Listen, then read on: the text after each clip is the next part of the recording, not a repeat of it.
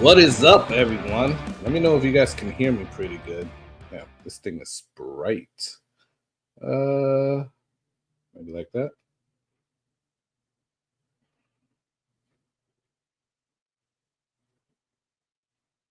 Yeah, maybe like that. All right, cool. Oh, audio's good. Thanks, Matt. Appreciate you. What's up, everyone? It's been a while. I don't remember the last time we actually went live. I think it was for the Jack Daniels stuff, and if that was like back in May. So or maybe it was the beginning of June. I don't know. It was a month ago, but yeah, that's a long time. So I am here by myself today. Unfortunately, Jason had some stuff to do. He couldn't get on. He might join us. I don't know. He said he might try, but if not, then it'll just be us hanging out. But I did want to do like this little pre 4th of July hangout, if you want to call it, and go over some 4th of July whiskeys, I guess. So I have a few here, and we'll go over what those are. But that's gonna be something that we're gonna do. I'm also gonna do a blind of them. So I'm only gonna pick 4 of the 5 that I have here. And then I'm also going to kind of try a little something different. We're gonna do a live review of this new Booker's. So this is the new Booker's 2025-01. I mean, -02. Sorry. I already did a review of -01. So this -02, I was able to pick this up probably like 2 weeks ago. And it's been, yeah, it got hit hard because I took it to a bottle share. And people did like it. So I'll give you a little bit of a little foreshadowing there, I guess. And then we'll also talk about and taste through this bad boy right here. So this is a Sagamore 9-year-old barrel pick rye from the North Tampa Bottle Club and MDP Liquors. This is the first 9-year-old single barrel that I've seen, and we were able to get it down here in the Tampa area with MDP Liquors, with North Tampa Bottle Club. These are still available. Yeah, we still have a few bottles. The cool thing about it is that this was put out for our 2-year anniversary with the North Tampa Bottle Club. And we see there, they did like a little North Tampa Bottle Club assemble. And your boy over there is the Hulk, if you could see it. So that's all the admins for the North Tampa Bottle Club, and they put me as the Hulk, so that was awesome. So it's really cool. It's funny as well, and thank for all of y'all to be here. This is I didn't know how much people I was gonna get on today, quite honestly, because this was very impromptu. I actually just brought it up to Jason yesterday, and I was like, dude, let's just go live. Let's just go out there and hang out, do some stuff. So this is cool. This is cool, and thank you all for being here. So I appreciate each and every one of you. Thank you to let's see who was here earlier. Chris Jenkins, JL. Thanks for getting on, guys. Gunnar L. They were on before the live stream started. And Matt at Whiskey Wisdom. Go and check out Matt at Whiskey Wisdom. Awesome dude. Great channel. You guys need to go and check it out because he has some amazing live streams. And Chris Jenkins just got Below Average Bourbon back up. So yeah, really good content that he's putting out as well. So go check out those 2 channels. Those are really good channels. Who else am I missing? Jerry Bledsoe, what's up, man? Thanks for getting on here. And Saul M, thanks for getting on here as well. Appreciate you guys. Jerry said, glad to be hanging out with y'all. Cheers. Thank you for being here, man.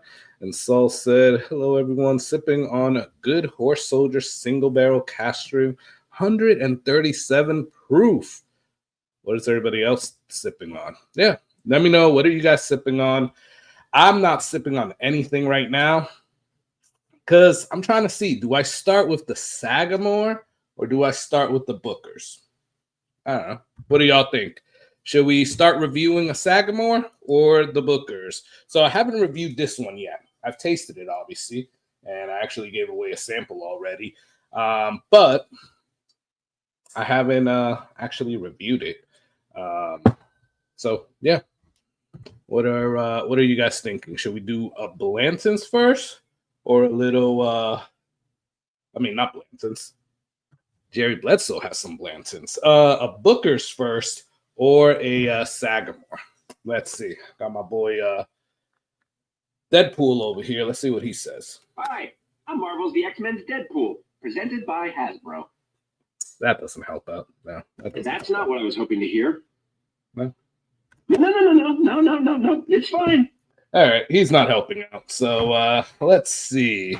I think I'm going to go with the Sagamore. Let's start with the Sagamore first. Pursuit Double Oaked. Ooh, Rebel 64 has some Pursuit Double Oaked. That is good. Now, is that the bourbon or is that the rye? Rebel 64. All right. So this, guys, again, is a Sagamore 9-year-old single barrel pick. It's 110 proof. And yeah, I'm excited about this. Now, I was at an event, yes, this past weekend. It was a distillery takeover, so for Southern Distilling. It was put on by Bruzel. So I went up there because I was already in Atlanta for work. So I drove the 3 hours, and it was pretty cool. I'll tell you that. It was pretty cool. A video is about to come out for it, so be on the lookout for that. But I gave some of this over to TJ to try, and unfortunately, it was my fault because I left it in the car because I'm not going to walk around with bottles from another place out of the distillery, you know. And I didn't bring like a book bag to actually carry it around with me. So unfortunately, I had to leave it in the car.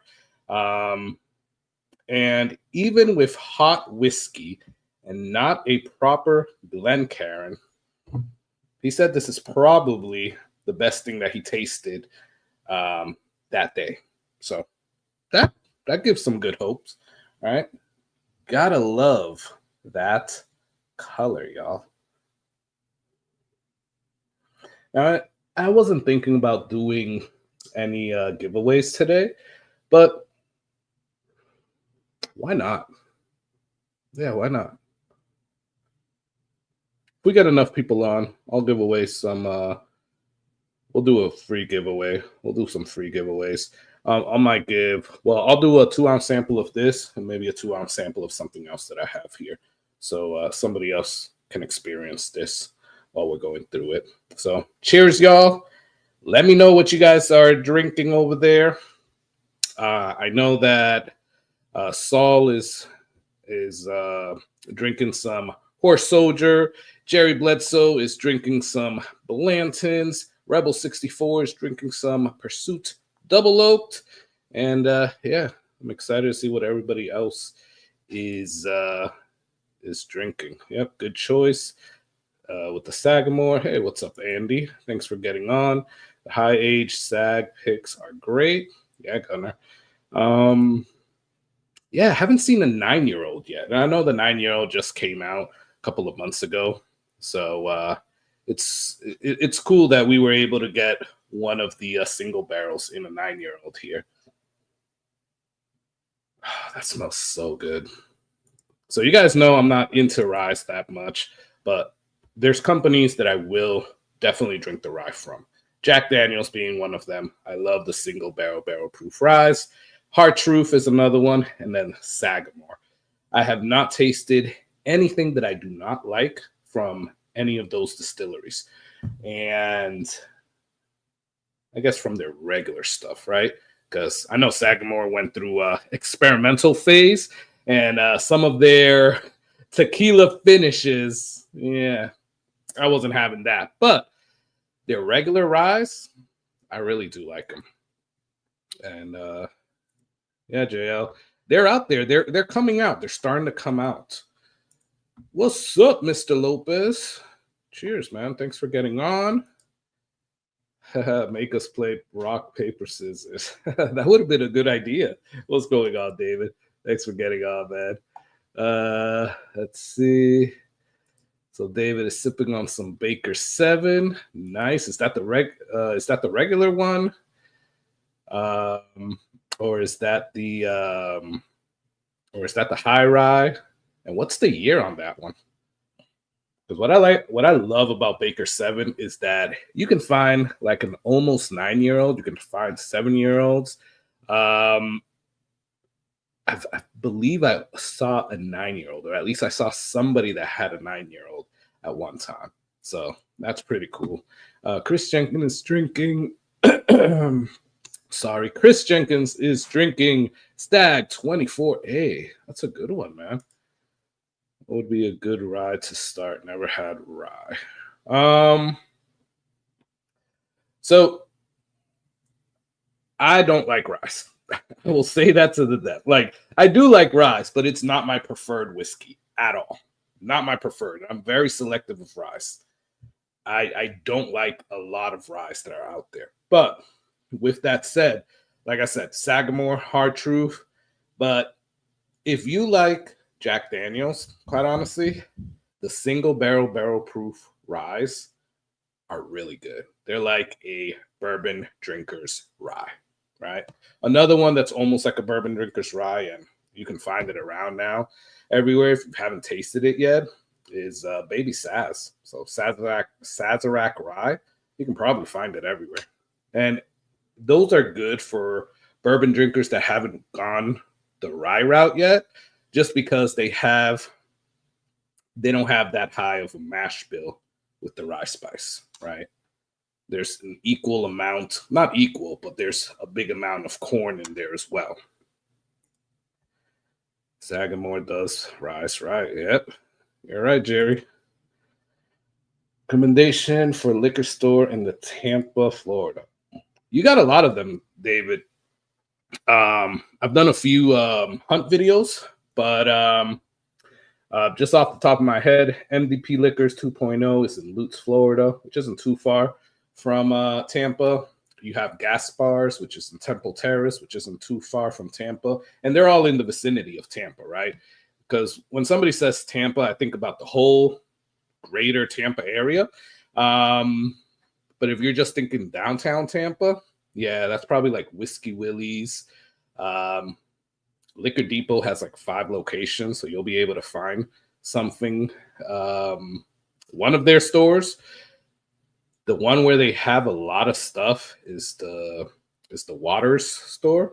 So definitely, if you go to a Liquor Depot, check for that. And then if you plan on going at all to St. Petersburg or Clearwater, check out First Ave Liquors, because they have some good stuff there as well. It's just a little bit, more deeper or more to the south or more towards the beach than the Tampa area. And then also, if you want to go to like Brandon, Riverview area, you got Star Liquors. They always have good stuff there. And then you have Winthrop Liquors as well. So those are the ones that I recommend, quite honestly. I mean, there's other ones, but they kind of hit you over the head with prices. And then you could always check like a Walmart Liquors, a Sam's Club, Costco, Publix Liquors. Sometimes you find good stuff there, right? Cheers, A-B. What's up, man? A-B-B. That like kind of messed me up. I was like, hold up, what? What does that say? But what up, man? I haven't seen you in a while, man. Cheers, brother. Let me know how you're doing. Let me know what you're sipping on. Yeah, non-high rye. Okay, cool. 7 years, 3 months. That's still good, man. Cheers, David. I love Baker 7.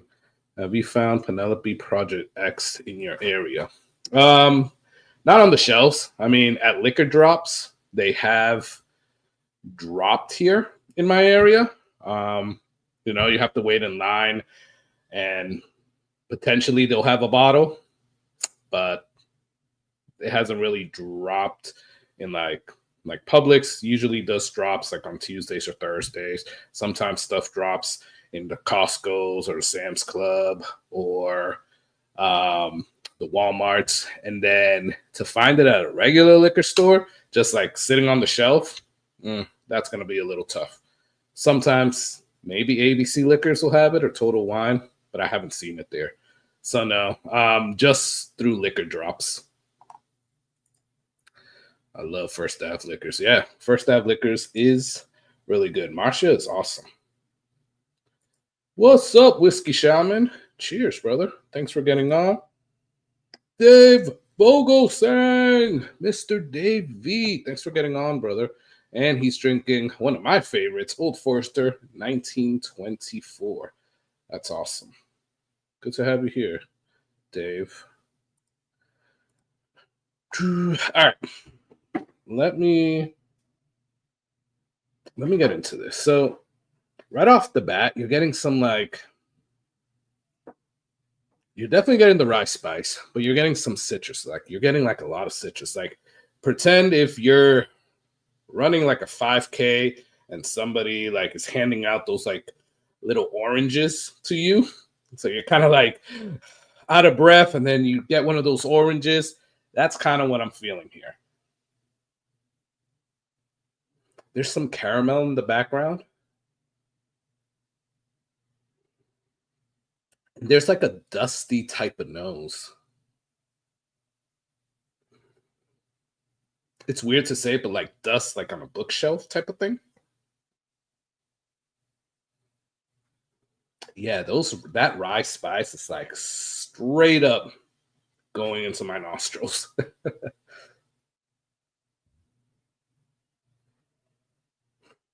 It smells good though. I really like that smell. There you go. Thanks, Chris Jenkins, for dropping Whiskey Shaman's link there. So go check out Whiskey Shaman, everybody. Great dude. Great content. Go check him out. Chris Jenkins dropped that. He also dropped Matt at Whiskey Wisdom's link earlier. So yeah, go check out both those channels and check out Chris Jenkins' channel. Below Average Bourbon. Saw Project X cognac finish at a store in NC today. Okay, cool. That's good. Sipping on some Blanton's as well. Andy said, who else is sipping on Blanton's? I saw it earlier. People saying what's up to each other. I'm trying some Knob Creek 9 single barrel. Okay, perfect. Has the Eagle Rare 12 dropped in Florida? Hasn't in Georgia. No. It's going to take a while to get here, quite honestly.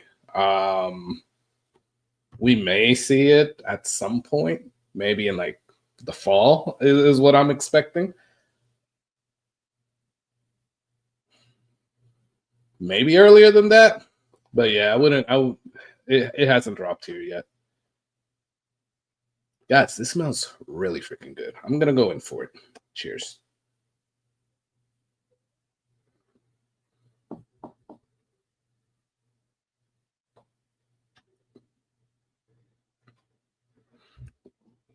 So you're definitely getting like that tingling, like spice sensation. And for everybody that just joined, I'm reviewing and trying Sagamore Rye 9-year-old single barrel from the North Tampa Bottle Club and MDP Liquors 2.0. It's called North Tampa Bottle Club Assemble. So we haven't gotten to the 4th of July whiskeys yet. We're just going through this right now. So you're getting that rye spice. You're getting that spiciness. It's kind of like when you drink like a hot soda type of, is that called effervescent? I don't know. The little like tingly stuff that happens on your tongue when you drink like a carbonated drink. I am getting a little bit of grains, not too much, right? It's not earthy, And that's one of the things I don't like about ryes. But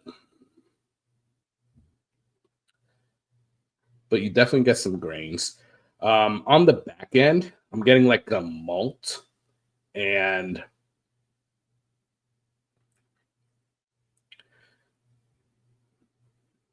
this is bad to say because I've never tasted this in a whiskey, but it's almost like when you drink a hoppy beer. I'm almost getting like a Sam Adams type of note. Yeah, but the good one. I like Sam Adams. I'm from Boston, so I like Sam Adams. Um, Cold Snap. I like Cold Snap. I really like Cold Snap. Cheers.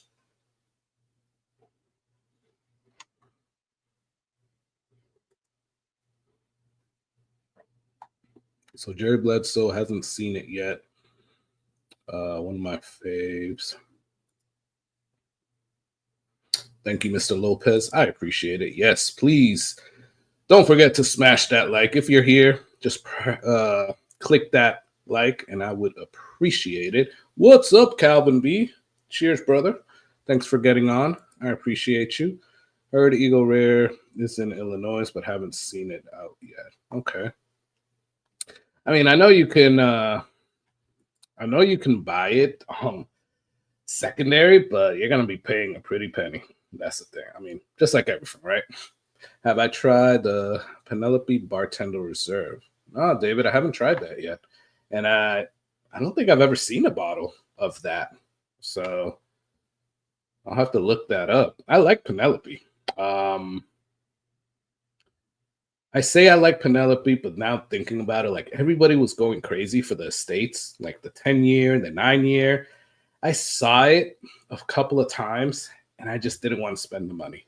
I've seen it for like, I think 120 was the lowest that I've seen one. And I don't remember if that was the 9 or the 10. And then I saw it again at 130 and at 150. And I just didn't want to pull the trigger. I do like Penelope though, but at a good price, right? I just purchased last month? I purchased the Havana finally at Total Wine for one of their allocated drops. Yeah, that was the best thing that they had by the time I got up there. And I'm still waiting on my cigar, Penelope Cigar Batch or Cigar Reserve or whatever the hell they call it. Their cigar one. Has anybody tried that yet?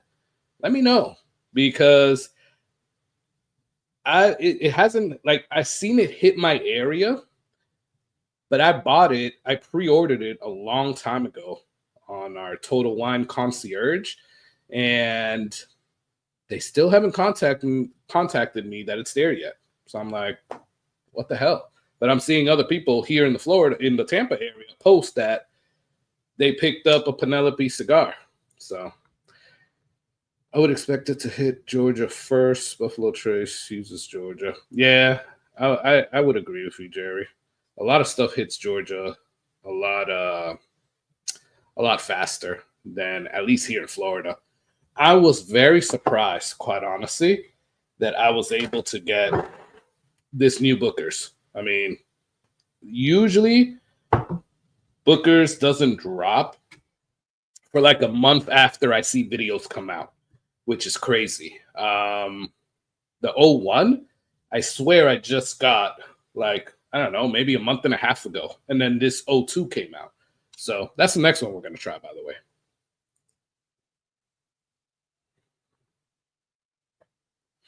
William, what's up, man? Thanks for being on here. Appreciate you, brother. Are you sipping on anything yet, man? Let me know. All right. All right. So here's my thoughts on this. I really like it. I want to put it up against 9-year. I really, really liked the regular 9-year shelfer. And I don't know, this is giving me a little bit of like, it's good either way. I just don't know. And I have it down there. I just don't know if I should actually, maybe I'll do a blind later. I just don't know if I like it more or less than the regular shelfer 9-year. And again, this is the Sagamore 9-year rye single barrel from MDP Liquor and North Tampa Bottle Club. Yeah, it's good, guys. It has the little, I don't know, it has the little kick of the rye, which I'm not against, because what I don't like about rye is the earthiness. And like if you taste like dirt, I hate that. And I hate like a mintiness. Those are the two main flavors that I hate on rye. Um, this is almost like a rye bread. And I don't particularly like rye bread, but if somebody were to give me this bread with like cream cheese on it, like a toasted rye bread with like cream cheese on it, I'll eat it. And that's kind of how this is, right? Cheers. I think it's good, guys. I really think it's good. And is it blowing me out of the water? No. Right? I will be totally transparent with you guys, as I always am. Is it my favorite North Tampa Bottle Club MDP pick to date? No, hell no. That still goes to Short Barrel for Fahrenheit 451. And then a close second is the Penelope Orange Creamsicle. Those have been my two favorite picks. Is this up there, though? I think this really stacks up along with the better picks that we've had, because there are a few picks that are like, they're kind of a little underwhelming. But this isn't one of them. This is pretty good. Got some water, and let's cheers. All right. Has anybody moved to anything else yet? Let me know. Won't be in Central Illinois for a long time. Can't wait.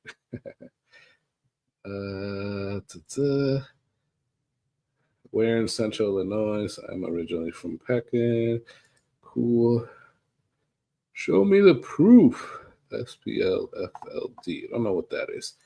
All right. Cigar Session. That's what it's called. Thanks, William. I really like it. The Cigar Session from Penelope. Okay, cool. Yeah, I'm waiting for that. Just subscribe to your channel. Thanks, brother. Appreciate it. Thank you, Rebel. You are awesome. Dark Martinez is gifting me a Penelope cigar for my retirement. That is awesome, Dave. You're gonna get something, by the way. I just haven't sent it out yet. From me as well. Not for your retirement, but for your birthday as well. So I haven't shipped it out yet, but that is an awesome gift right there. So let me know what you think about it when you get it, Dave. That is awesome. Not a bad retirement gift. Yeah. Not going to below your way, but an easier super and well medium. Okay. All right. I mean, and you guys let me know. More been a heel of a week. Yep. I feel you, Michael Bortner. I'm just happy that it's almost towards the end, right? But thank you for hanging out here, man. Love it. Appreciate it, man. Yeah, I mean, y'all remember when cigar blends, cigar batches, cigar whatevers were like the thing? Like everybody that was coming out with one. I know I jumped on the bandwagon and I had to get like every cigar one or at least taste it. And I think that has really died down, right? Case in point, I love what Short Barrel does. I love it. I have their cigar batch 1, the cigar batch 2. I tasted one that I can't talk about at their distillery when I was just there. And it was really good. But they put out 2 cigar batch 3s, right? I haven't tasted them yet. But normally I would be like, shut up and take my money. And I don't know. At this point, I'm just like, do I really need another cigar batch? I don't know. So it has me kind of like taking a step back and seeing what the market is out there, quite honestly. But what I've tasted already, guys, they haven't. I can't talk about it, but it's really good. It is really good. What's your 7-4 bottle and why? Okay. And thanks for the super chat, Jerry. I appreciate it. We're gonna get to that, man. We are gonna get to that. I have a few of them here. We have 5 that we're gonna go through, and I'm gonna do a blind at the end of at least 4 of them. Not all 5. Actually, we have 5. I was mistaken the Bookers, which we're about to taste right now. So, guys, let's do a little review, and I might also put this out on the channel, so you might see this twice. But this is the 2025-02 Bookers, and this is called By the Pond Batch. So I tasted this. So shout out to Dave from the North Tampa Bottle Club. He actually saw this in Kentucky, and then he saw this again being released here in the Tampa area. So in Kentucky, it was a little expensive. But then when we saw it here, I had to get it. So he picked it up for me, and I got it actually the day of the 2-year anniversary for the North Tampa Bottle Club. And we put it out, or I put it out on the sharing table. So that's why it was hit hard. There was a lot of people sharing at that bottle share. And quite honestly, I don't remember. I know I liked it at that point, but I also tasted like, I don't know how many bottles that day. So haven't really done like its due justice for a review. So again, love the freaking color. I love the color of Bookers. Now, this just came out. Obviously, it's 2025-02. It is 126.5 proof, and it is aged 7 years, 1 month, and 20 days, 35 seconds, and 20 milliseconds. I mean, that's all they're missing, right, from there. But yeah, I'm excited. I'm excited that I was able to get that so quick, because usually the O2s, I usually don't see them till like August. Whoa, totally different than the Sagamore. Like, you're going a whole different way. And obviously, one's a rye, one's a bourbon, yada, yada, yada. We know all that. But it's totally different. Like, the subtleness that I was getting from the Sagamore, you're definitely not getting here. This is straight up like in your face. It basically like stuck 2 fingers up my nostrils, or up my nose, because I only have 2 nostrils.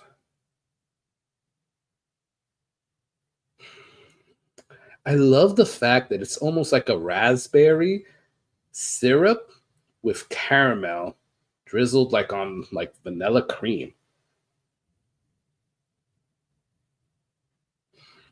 There's some brown sugar, some oak, and there's definitely a spice here. I don't know if the spice is like a pepper spice or like a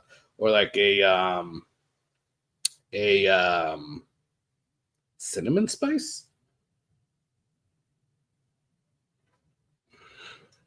You can definitely tell that the proof is there. It's definitely not letting you forget about that. So, Jerry, I'm going to get back to your question in a couple of minutes. Just got the cigar session, but I'm saving it for the 4th. Ooh, with a Rocky Patel 20th anniversary. Awesome. I like that, man. Dalmore cigar malt in the Glen. I love that one too, William. I really like that one. My bottle is done, and I haven't pulled the trigger on a second bottle yet. But yeah, I gotta get that again. Damn, I'm backed up. Hopefully, at least a short week. Yep. Michael had a heel of a week. Middle West pumpernickel rye is a loaf of bread in a bottle. Okay, I've tasted those before. I actually have one. The short bottle, those, not like the ones that come in the little canister. Although I have tasted that as well. I did enjoy the Penelope toasted bourbon. I did too.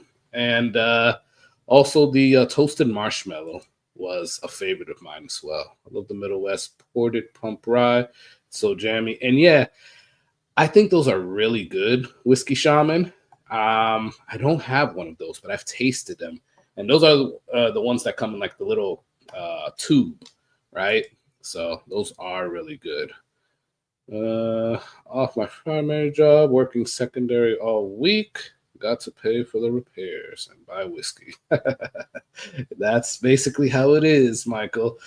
I, you know, you got to get the money for the repairs somehow, right? And for the whiskey somehow, right? You're waiting for your 2025 Helldiver. Oh, that's awesome. Congrats. Show me the proof. That's awesome that you were able to get that, man. I'm assuming you won the lottery. Hey, Cigar Apostle. What's up, man? Thanks for getting on. Appreciate you. And go and check out the channel. I'm actually going to go and check it out and subscribe. You need more cigar batches because you need to smoke more cigars. I do, man.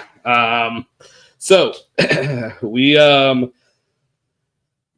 we're in the talks of like, we don't know what we're gonna do in our backyard over here. What sucks is that we had an amazing backyard at our old house in South Florida. This house is a lot better than our house in South Florida, but the yard is not. So we had a pool, we had a tiki bar in the old house, and yeah, this backyard just has like a patio. We have a swim spa over there, and then just a bunch of grass.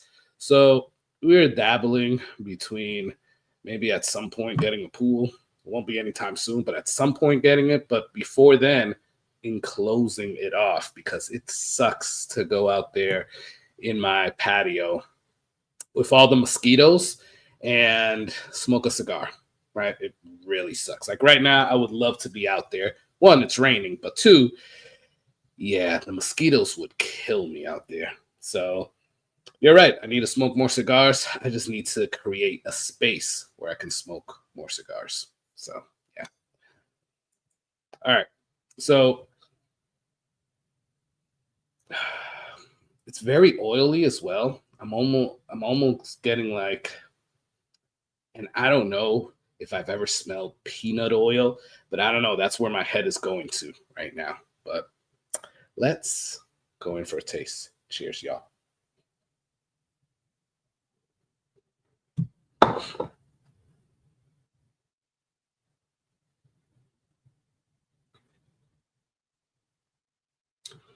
That hits you hard. That is spicy, oaky, peanut shelly. I don't even know if that's really a phrase, but you're getting like peanut shells. It's a little bit different though. It's not like a typical Booker's. I think the '01 was more of the Booker's that I like, with more of a peanut taste. This has a little bit of peanuts, but I don't know. I'll have to put it up against the '01. But it's more like, I don't know, maybe like a dusty peanut in the background. You're getting like a jam, like a grape jam, oak, vanilla. Cheers.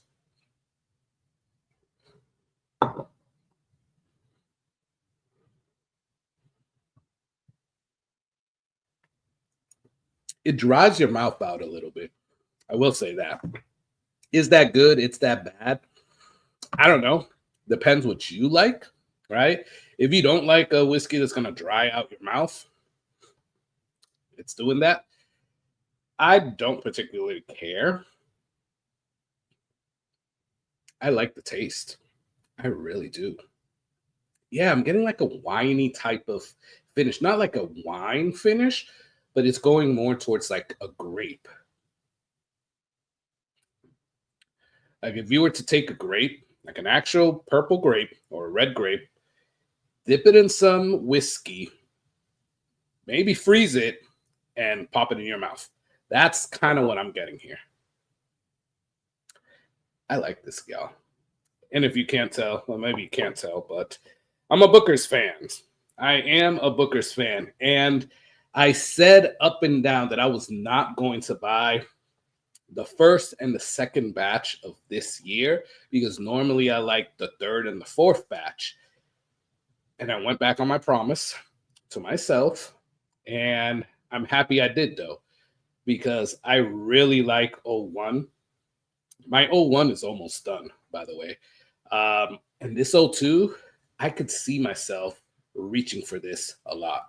I really like this. This is by the Pond batch. Yeah, by the Pond batch. I don't know, but at 126 proof, it's kind of hitting a little harder, right? I haven't had a Booker's kind of hit this hard in a while. Cheers.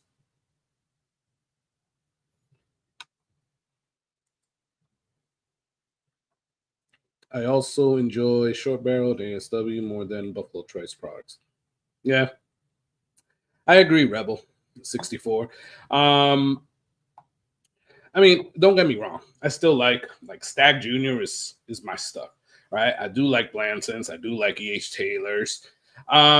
Eagle Rare, the regular 10 years is one of, if it could be a daily sipper, it would definitely be. But with that said, I would rather buy short barrel stuff, ASW stuff, and some of the other craft distillery stuff like Sagamore as well, than sit there and chase Buffalo Trace or Sazerac bottles, quite honestly. At least that's where I'm at. I saw this one at ABC in New Tampa and was wondering about this Booker's. Yeah, this is pretty good, Andy. I really like it.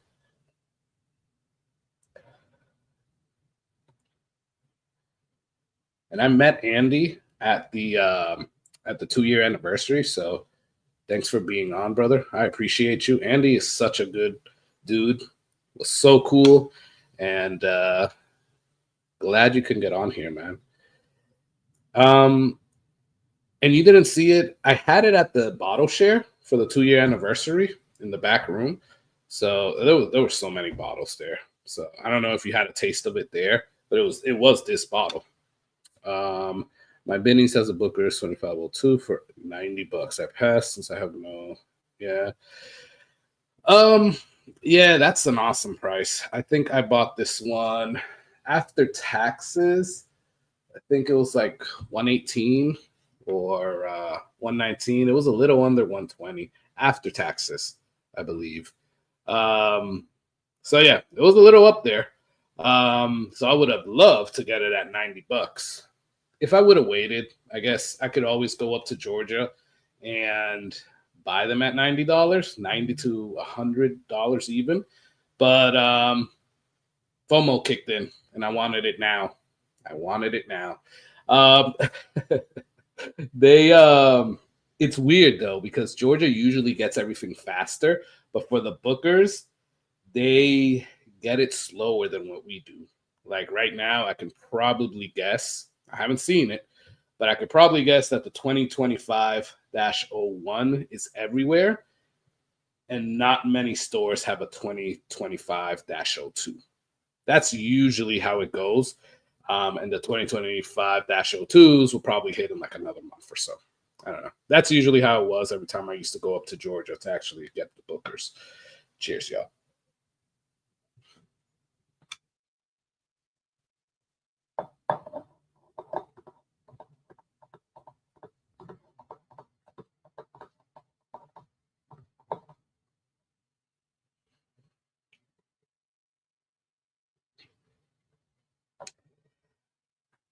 I don't think this drinks like a regular Booker's, quite honestly. I don't. I feel that this is hitting more like kind of like one of the off Bookers, but I really like it. And you still get the peanuts, but there's more there. There's like I said, that like grape jam or grape jelly type of taste. There's more vanilla, like a vanilla cream, and The oak is definitely there. It's not drying out my mouth anymore. And the finish is really good with that spiciness. There's definitely like a cinnamon spice, kind of like a milk chocolatey taste. I like it. I really like it, guys. But again, I'm biased. You guys know I like Bookers, so take what I say about Bookers with a grain of salt because I am a Bookers fan. Now, I will tell you, if I don't like a Bookers, I don't like a Bookers. Case in point, last year, I didn't really like 01 and 02 of last year. I didn't. What was it? Springfield and Beam House? Yeah, I didn't really like those. And I will tell you straight up, I liked 03 and 04 from last year. But these are really good. The 01 from this year and the 02 right now, these are really freaking good. I have bought one Booker's in my life. Whiskey Shaman, we need to talk, man, because I could probably send you a crap load of samples, man. Hit me up, man, and we'll talk. Jay Bledsoe, Barry's Batch is at my local Winn-Dixie. Heard mixed reviews. Barry's Batch.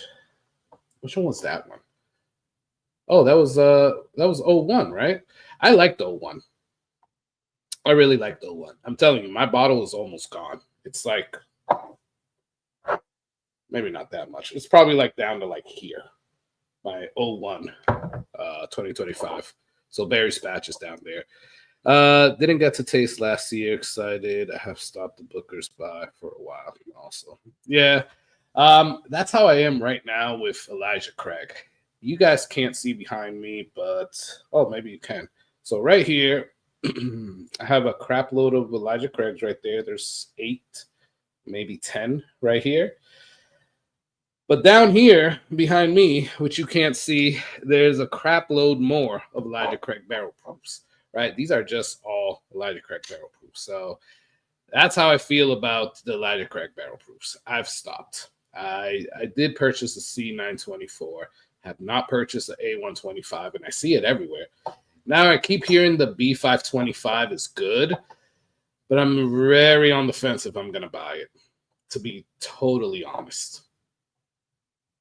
I think I need to give Elijah Craig barrel proof a break. I really do. Until I drink some of these bottles. What's up, a little old fashioned? Thanks for getting on. I appreciate you.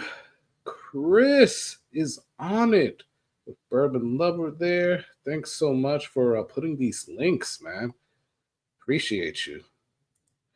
Hopefully everyone is doing well. Yeah, man. How are you doing? What are you sipping on right now? All right, y'all. So let me set this up, actually. I'll send out a 2-ounce sample to one lucky winner. Let me set this up. We're going to do a free giveaway.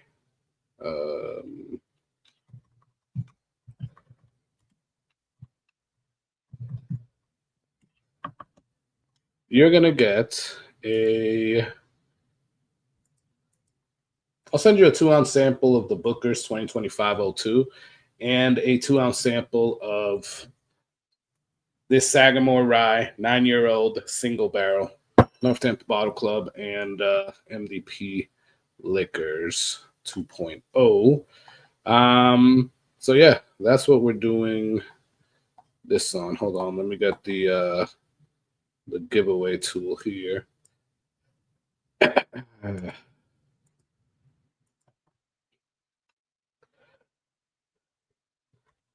Let's go with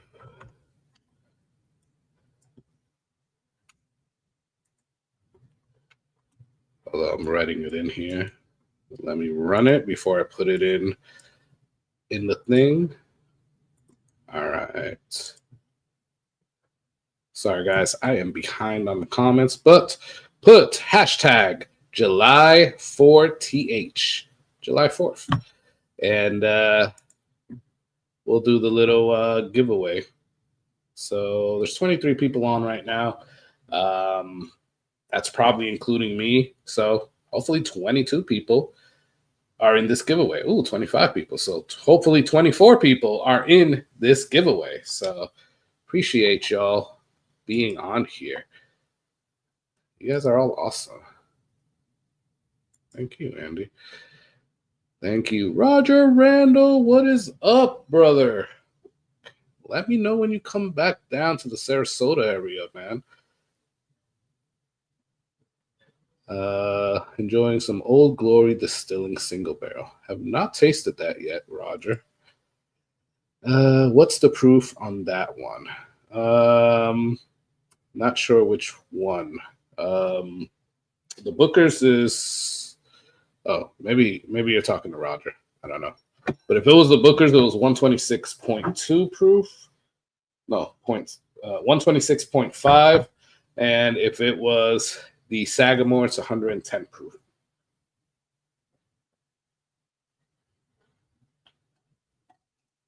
All right. Got some water. Saltwater Critic, what's up? Hey, man, thank you. You're the man. Thank you so much. Keith P, what's up, brother? Thanks for getting on, man. Keith is a good friend of the show. Roger is a good friend of the show. All of y'all are good friends of the channel. Thank you so much. Chris, I'm sorry if I saw this a little too late. No, that was just 4 minutes ago. Okay, I'm catching up. Good night, man. Thanks for getting on. Appreciate you, brother. You are awesome. And thank you for putting all the links on there. You are awesome, man. Thank you so much. Have a good night. You probably already left, but have a good night, man. Bourbon and Buds 86. What's up, man? Thanks for getting on. Dorothy P. What's up? Thanks for getting on. You are awesome. Thank you for being here. Then we got people doing the July 4th. CB1, what's up, man? Hey, I got your bottle. I had somebody secure it today, actually. So I'll hit you up. Because somebody was already going to be there. Dave from the North Tampa Bottle Club, he was already going to be there. So it is secure, man. It is secure. Keith P. What is up, brother? I think I already said what up to you, but you and Dorothy deserve another what's up and a cheers. All right, so Saul is now switching to Coppercraft Select Barrel for Spec Cigar Blend, 56.86 alcohol volume, and it's a Grace whiskey. I don't think I've ever tasted any Coppercraft, and maybe I have. I don't know if Dave Vogelsang has sent me some of that, but I don't know. William, you got to put the hashtag, and then July 4th has to be all together, because I don't think it's gonna take your entry like that, man. So put hashtag July 4th all together, no spaces, man. Oh, thanks. Stanley, what's up, man? Thanks for getting on, brother. I have not even popped your benchmark honey, but you know what? We are going to pop it today. I'm going to pop it today. So Stanley does his own, barrels. He does some really good experimentation, and he got me, I'm looking at it right there, so I'm going to get it, Stanley, a benchmark honey.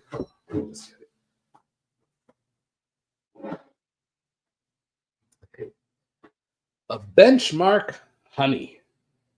Oh, yeah. So made with benchmark full proof, 125 proof. And this is a honey one. So can't wait to get into this. Thank you, Stanley. Appreciate you, brother. Thanks for getting on, man. I have no Coppercraft. Okay. Then, yeah, I haven't tasted it. Coppercraft is the home of Joseph Magnus now. Oh, okay. Cool. All right. Thanks, Gunner. All right, guys, we're gonna run this giveaway. So if you have not, you probably have like another minute, or like another 2 minutes while I show you guys the bottles here for 4th of July. Now, I'm not gonna. These aren't bottles that I'm particularly going to drink for the 4th of July, like to celebrate the 4th of July. These are bottles that, in some way, shape, or form, are very 4th of July oriented, if that makes sense. So I feel good about 4 of them out of the 5. And you'll probably see why. But yeah. So this is the one that I don't feel good about. Hotel Tango. Oh yeah. I don't know if you guys have tasted this one. I tasted it maybe a year ago. I was not a fan. But the cool thing is that for the 4th of July, has this little cool little label on it, right? You got the stripes and the blue and the red, white, and blue. So pretty cool. And I believe this is the veteran owned. I might be wrong on that. It's distilled by Middle West Spirits, actually. Bottled by Hotel Tango. Okay. I'm not even going to pretend that I know too much about Hotel Tango. But this is what scares me. Aged 2 years. Yeah. I guess that's all I have to say there. Okay. Then we're going to jump over to this one. Has to be a must for 4th of July. Evan Williams, 1783 Heroes Edition. This is just an amazing one. American Hero Edition, sorry. It is just an amazing one. I really like this one. This is the 2023 one, I believe, or the 2024. What does it say? It's either the 23 or the 24. But this is really freaking good, guys. If you have not tasted that, you need to. Again, that's the red, white, and blue, the little patriotism on that for the 4th of July. So definitely one that we have to go through. Another one is, I know this is just a gimmick. I know it, but I mean, Smoke Wagon makes some good stuff. So this is the 4th of July bottle from Smoke Wagon. And last year, I actually recorded a video that I never put out because I didn't have time to edit it. And it just stayed in limbo and I ended up just deleting it. But I actually put this up against Hotel Tango. Not going to tell you who won, but you can probably decipher by what I said about both of them. Yeah. And then some cool additions that we're going to have here. Not really with the red, white, and blue, but I was just able to pick this one up on my trip to North Carolina this past weekend. And this is a Green River 250 U.S. Army Special Anniversary release. So I definitely think this has to be on the 4th of July. You know, our military fighting for the freedom that we have for our independence. So that's awesome. That kind of goes down like the American Hero Edition. And then talking about American Hero Edition and talking about fighting for our country and letting us have the freedoms and enjoy the freedoms that we have here, we have this Jack Daniel's single barrel proof. This is the Heroes Selection with the cool little dog tags. I have not tasted this one, but I heard really great things about this. I heard this is really good. Oh, there you go. And Calvin B agrees. The JD Heroes is really good. Yeah, I can't wait to get into this one. So we're popping this one. We're popping the Green River special 250th anniversary release tonight. And we're going to put them up against each other. Now, what is the proof? We got 92 proof. We got 90 proof. 90 proof. Yeah, so these two are gonna definitely be the outliers. 136.9 proof and 111 proof.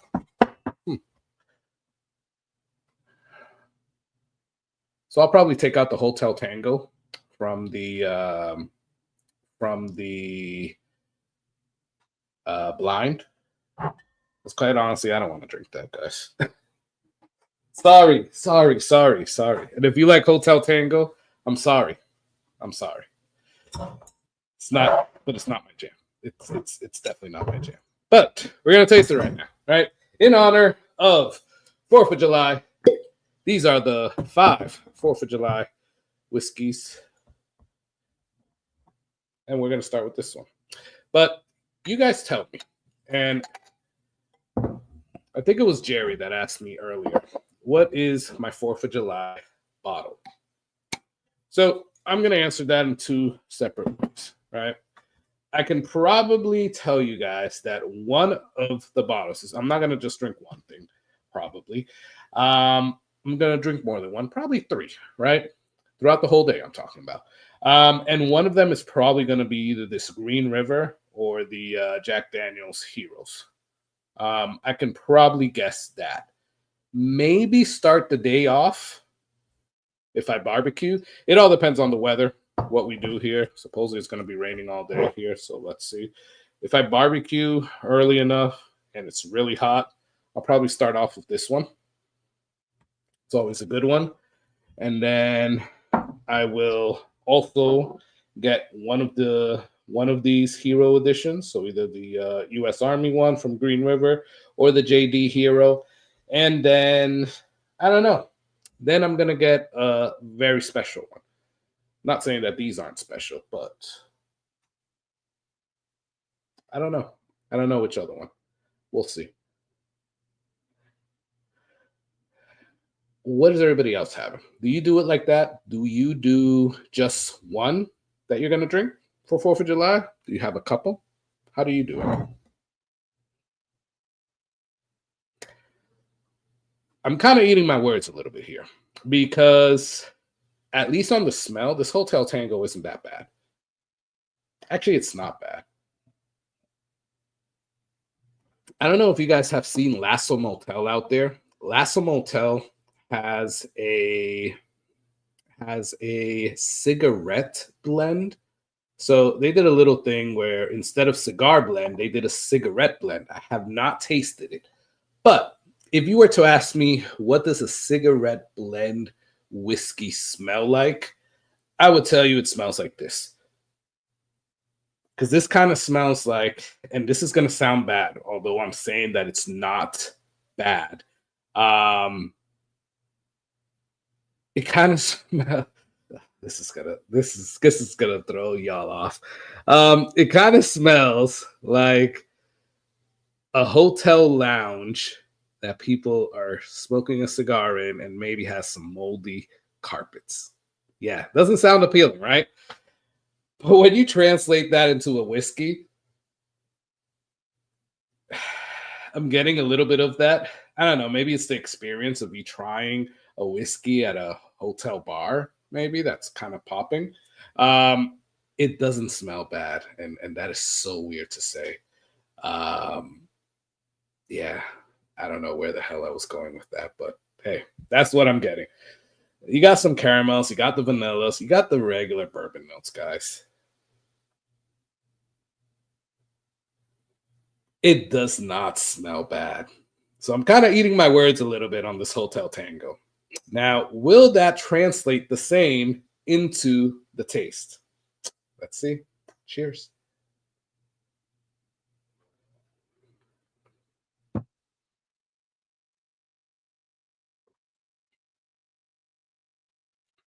Oh yeah, that's not good. You can definitely taste that is a young whiskey. Um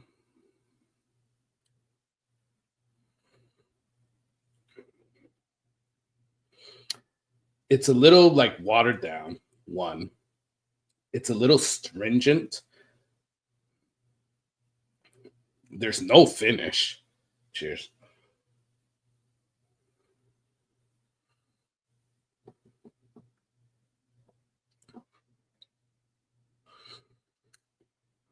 and then nothing from the nose translates into the palate, other than maybe the moldy carpet. That's about it. Yeah, guys, I cannot stand by this Hotel Tango. I think William Hall stayed at Hotel Tango. Okay. Hello, cigarette blood. Yeah, motel whiskey. Lots of lizards love it. Yeah, Lasso Motel. I haven't tasted it yet, but it says on the label it says darts, darts, darts, darts. I don't know. Pizza Warlord. What's up, man? Thanks for getting on here. Cheers, brother. Thanks for being here, man. Appreciate you. All right. I don't believe in wasting whiskey, so we're gonna go through it. We're gonna get through it. Now, I will say, for a $30 bourbon, it's not that bad, right? It's not. What do I would compare? Okay, what's worse than this? H. Derringer. That is horrible. H. Derringer costs like $100 because of the or $90 because of the box and all of that. And yeah, I would have this all day over an H. Derringer. I don't know. Is that a compliment? Probably. Let's finish this off.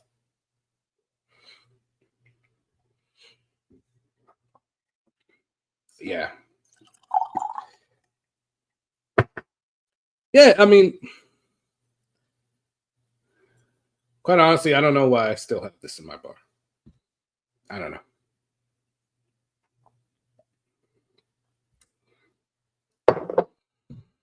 Okay, that's out of the way. Now let's get into some that I'm hoping to get into. Let's run this giveaway. So we have 20 entries, guys. Right now we have 22 people. At some point we had 25. So if you have not put hashtag July 4th or hashtag July 4th, put that in real quick because I'm about to run it in like the next 20 seconds. It's okay for $30. Immediately rinse Glenn. Yeah. That is probably the best review of this. It's okay. $30. It's okay. Although I can't even stand by that, Jerry. Because here's the thing. This cost me $24, $23, and this is so much better. So much better. And I could tell you a few other ones that are like $30 that I would rather buy over that. So yeah, if you already bought it for $30, it is what it is. You taste it, you have it, and you rinse out your Glen. So yeah, but if you're trying to spend $30, I wouldn't spend it on that. All right, let me share this. Pizza Warlord got in at the end there. Let me share this, y'all. And then let's get into these.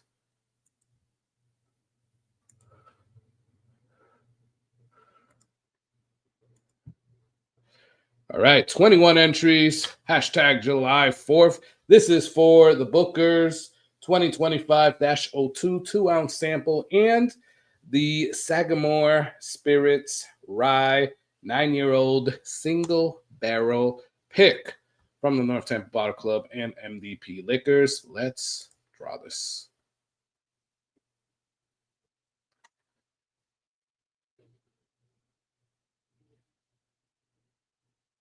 Pizza Warlord coming in at the end and winning. That's awesome, dude. Congrats, man. Congrats.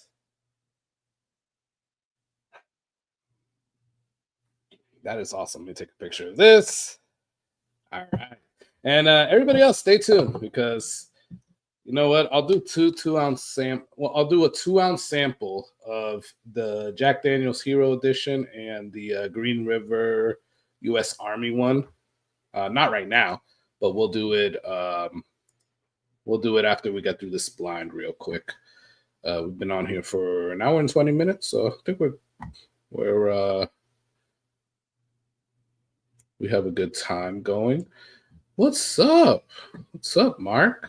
How's it going, man? Oh, let me take this off. Sorry. Remove. Boom. All right. What's up, Mark? Thanks for getting on, man. Cheers. Oh, man. Come on. Pizza. You can't feel guilty. You won, man. Congrats. Congrats. Congrats and rigged. Thomas, what's up, brother? James E. Pepper, 1776 bourbon, distilled in Kentucky bottle is going to be my choice for the 4th. That's awesome. I like that. I like that. And I actually have one over there, I believe. I think it's the 1776. It's a single barrel. So I don't know. Yes, Jerry. This 1783 is definitely a sleeper. This is so good. So many people, I don't think a lot of people are up on that one yet. It is so really good. So let's actually go through this, guys. Keep me honest. We're going to do Evan Williams, 1783 in, I almost like try to pull it off, in glass A. So we got A here. Keep me honest. You guys can remind me. I'm going to try to write these down, though, or at least put them in like a line so I remember. So with the 1783 in glass A, we're going to do a little blind of these. We got Smoke Wagon in glass B. Ooh, too much. Not saying that it's bad, but I gotta work tomorrow, y'all. Anybody have it off tomorrow? I was speaking with somebody today. What the hell is that? Okay, that's not gonna work.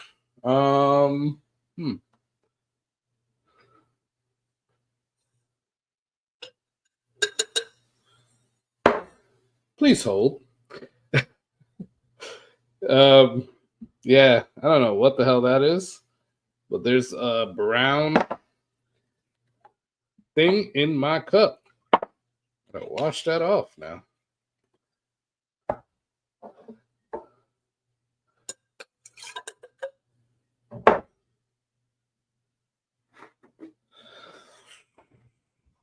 I mean, it's probably like dried up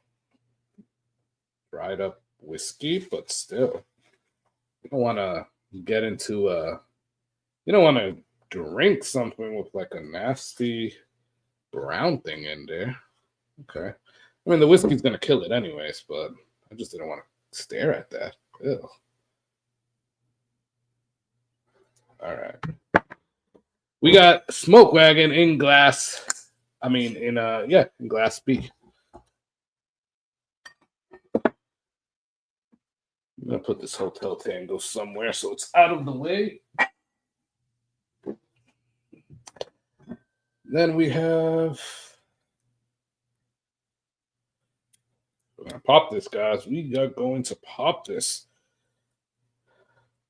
I can't wait to get into this. I was so excited when I picked this one up in North Carolina because I haven't seen it in my area yet. I know it hit this area. I just haven't seen it. That was an awesome... Well, that was kind of squeaky, but it was still a good pop. I got to check all of them to make sure they don't have like a little... They're not 30 or whatever. So we have this one, the Green River in glass C. It's going to be interesting because we have two that are in the 90s. This one is 111, and we have another one that's a rye and 130, almost 137 proof because it's 136.9. That's this one. So once we get through this, we'll do the free giveaway as well. Oh, for where's my knife? Hold on 1 second.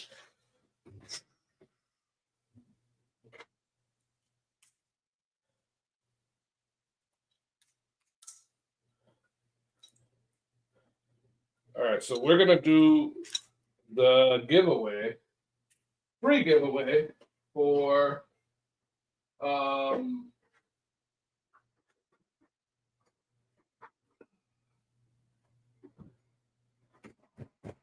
right, I'm back. We're gonna do the free giveaway for the Jack Daniel's single barrel proof Heroes Edition, barrel proof or American Hero Edition, and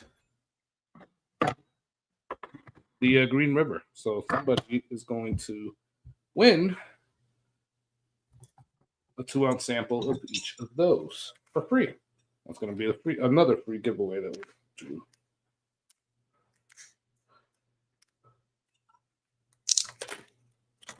All right, Jack Daniel's single barrel proof Heroes Edition. All right, I'm pouring myself little pours, although I want to taste these two. Right, I want to taste the Green River and the Jack Daniel's. Maybe I'll do it after this time. Because I've heard really good stuff about both of these. So I bought one of these little solo blinds. I got lucky enough to buy one because they always sell out. I like what they're doing. You know, I like what they're doing.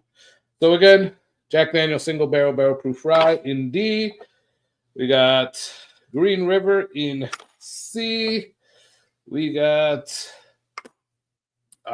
Smoke Wagon in B. And we got 1783 in A. So we're going to twist it up. Then I'm going to switch all of them. And if you haven't seen these things, these are actually pretty cool. So you put in your Glen. What's up, Torub? How's it going, man? Torub, I saw your email today. I just couldn't respond. It's been busy at work. So yeah, but I will respond, dude. Congrats, by the way. And it's the OGD 7 year. Nice. Ooh, Torub is using his Whiskey Corner Glen. All right. Awesome, brother. In-laws coming in tomorrow. Been getting prepped. Donald Rance, what's up, brother? Happy Empire Quitters Day. You're awesome, Donald. Thanks so much, brother. Thanks for getting on. Love you, man. My local store has a 1783 Heroes 2023, which is fantastic. Yeah, it is really good. I love the 2023. Sorry if I'm skipping anybody. My stores in Michigan had cases of the 23 and 24 bottles last December. Yeah, I think this is a 23 because I don't know if I got. I didn't get the 25, and I don't know if I grabbed the 24 or the 23. So has to say it on there, I believe. I don't know. I believe it says it on there. But yeah, I agree, Dave. The 23 over the 25. Well, actually, I haven't tasted the 25, but 23 over 24 for sure. Yeah, Tor. 23 over 25 over 24. Code for drunk. There you go. All right. So if you haven't seen these, this little solo blind, you put your Glen in there and you spin away. You're supposed to spin everything, but we kind of already know where we put everything, right? So we're gonna go through again and kind of switch everything up because I know that I did like I honestly I don't remember exactly what I did, but now we're switching them again until I forget, although I already forgot. And then I'm gonna close them back up.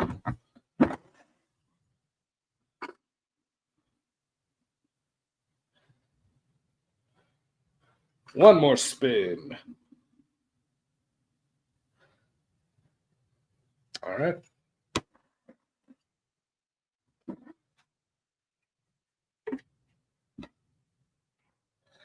Now, the only thing that I can tell you about these right off the bat and looking at them is that one of them is definitely darker than the other three.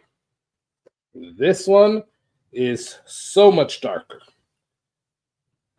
Yeah, this one right here is so much darker. Now, which one would that be? I would assume it's the Jack Daniels, but I'm not sure. So you're not supposed to do this, but let's spin it again. I'm going to try not to look at them. And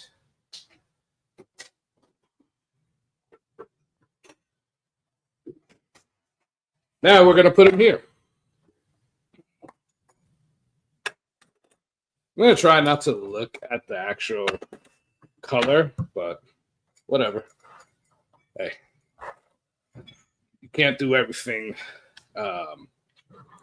so, right? All right. So we got them here. We're going left to right. Let's go through these 4th of July whiskeys. Let's go.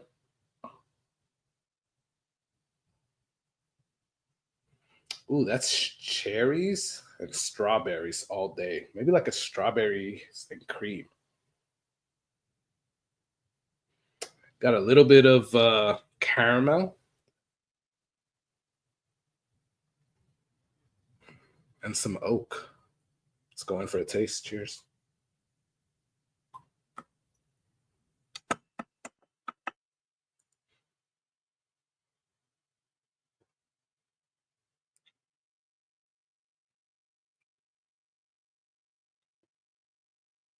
Wow.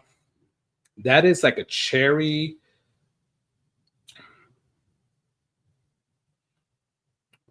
It's almost like a cherry limeade. I don't know if you guys have had that, like a lemonade with a cherry in it, or cherry limeade. So it has a little bit of a citrus note, but it has a lot of cherry in it. You're getting some oak, you're getting some caramel. This is good. Cheers.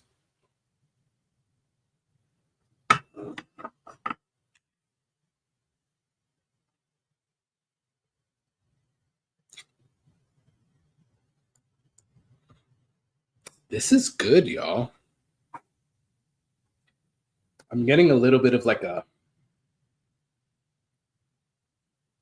maybe like a white slice bread. I don't know. Y'all remember like Wonder Bread? I haven't had a Wonder Bread in a long time. Here at my house, we buy like honey wheat bread because that's what my wife likes. But it reminds me like of a Wonder Bread. This is pretty good. It's a little proofier, right? I want to say maybe this is the Green River. Unless the Smoke Wagon and the 1783 are just hitting above their proof. I don't know. This is good though. I really like this. Yeah, I'm working hard, Jerry. I wanted to really try to make this as much of a blind as possible. Carlos applying for the Wheel of Fortune. Yeah, you know, what's her name? Is it Hannah White? Vanna White? I don't know.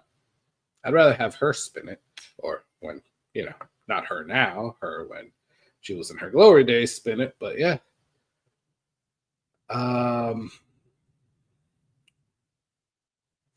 This one was good. Yeah, I'm assuming this is the Green River. And if it was, that was really good. Whatever this was, it was really good.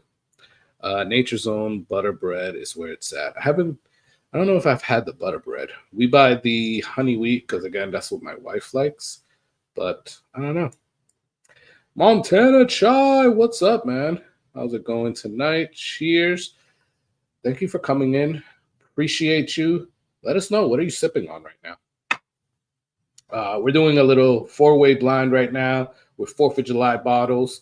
We have an Evan Williams 1783 American Heroes Edition, a smoke wagon, 4th of July, straight bourbon whiskey, Green River, U.S. Army 250 special release, and a Jack Daniels single barrel proof rye, American Heroes Edition. No, Heroes Edition. The American Heroes Edition is the Evan Williams. So yeah, that's what I'm drinking on right now. So let me know what you're drinking. So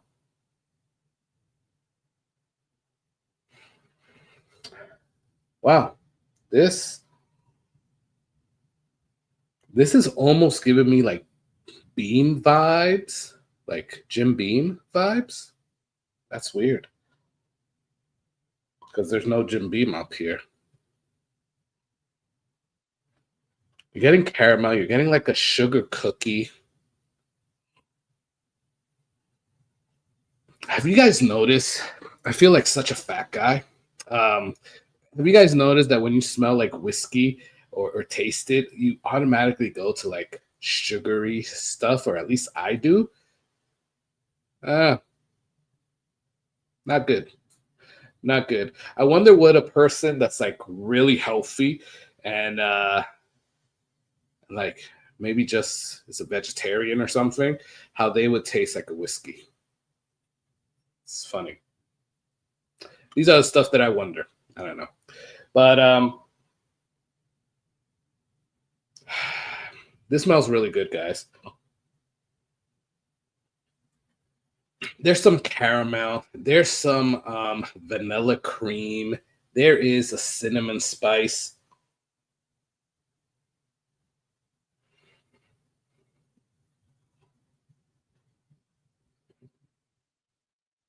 And like a little toffee in there.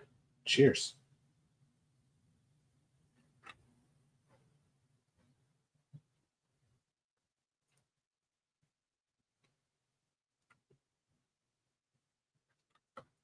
You're getting some spiciness. It is almost, I'm assuming this is either the Smoke Wagon or the Evan Williams, because the finish is kind of non, it's not even a factor. There's almost no finish. It goes down really, it goes away really easily. That's not saying that it's not bad. I still like it, right? But there's no finish, right? Well, maybe a tiny little bit of like caramel at the tip of my tongue right now. But I want to say this could be the Smoke Wagon. Cheers.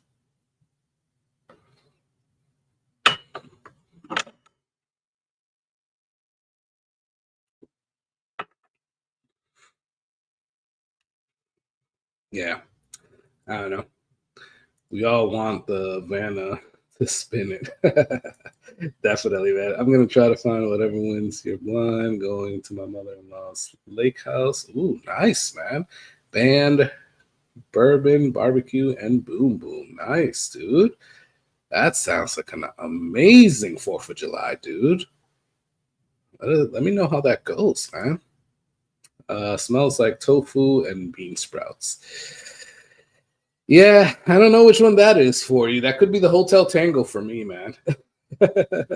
Hey, Jody, what's up, man? Bourbon Bounty. Go and check out Bourbon Bounty. He goes live every Thursday. You have a weird time, though. I think it's 6:45, Jody. But amazing. So put it there. Amazing channel as well. Really cool dude. And yeah, you definitely need to go and check out and win some stuff on Bourbon Bounty.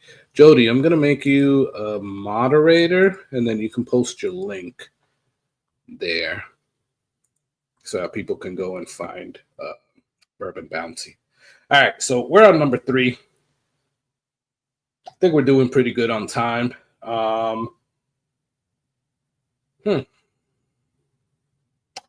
This one's a little. This one is different than the other. Actually, they've all been a little bit different. I poured a little bit on my upper lip. Now, this gives me a little bit of a rye spice. It does. So I wonder if this is the Jack Daniels. This is what sucks about like knowing what you're blinding. That's why I was trying to do such a thorough job of like switching it up and stuff like that. And I'm not even looking at it, so I don't even know if this one is dark or not. But I assume that the dark one was the Jack Daniels. I assume that this one is the single barrel proof rye, because I'm getting a little bit of a rye spice, just a tiny bit, but it does smell so good. You are getting some caramel, you are getting some vanilla, you are getting some, like, how do I say it? Like it's almost like a oak, like a barrel note, like a whiskey barrel note. But if you were to like sprinkle some like brown sugar on it, I don't even know if that makes sense, but that's what it smells like. If you guys have ever seen like a stave that's like wet and you pour some like brown sugar on it, whatever you believe that would smell like is what I believe I'm smelling here. This is so good, guys. I really like this one. This is so far, I think on the nose, this has been my favorite one. Let's go in for a taste. Cheers.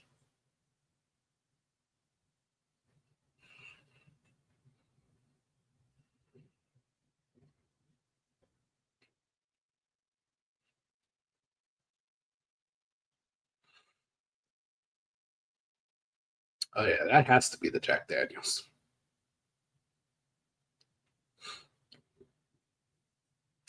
That I was expecting. If I obviously I've never tasted the Green River or the Jack Daniels Hero Selection, but I was expecting this one to hit you a little bit harder just because it's 136.9 proof. Um, I think they just go 137. Why do I have to keep saying 136.9? From now on, I'm just going to say 137 proof because it's almost 137 proof. All right. Just know that it's actually 136.9 proof. This one is interesting, right? So I am getting everything that I love from Jack Daniel's single barrel proof, which is more of a bourbon drinker's rye, quite honestly. Cheers.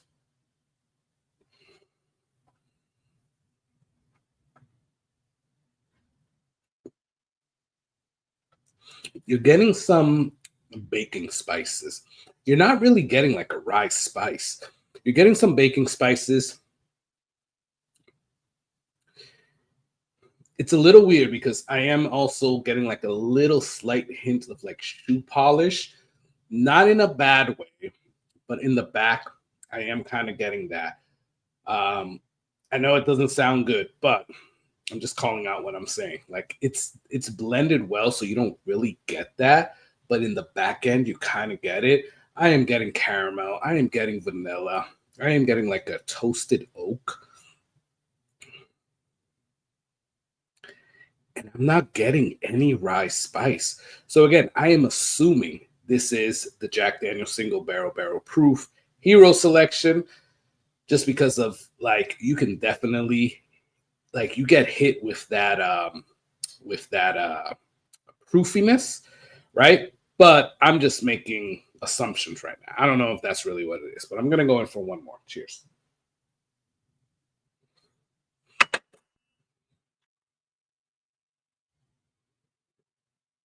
I'm trying to take little sips because I want something left for the end, right? Just subbed. I'll try to get with y'all tomorrow. Yeah, Jerry, it's pretty cool. Jody does a lot of like giveaways. Like he'll put you into a thing to do some giveaways. Like you got to do some hashtags and you get into it. Then I believe it's every quarter, Jody, and correct me if I'm wrong.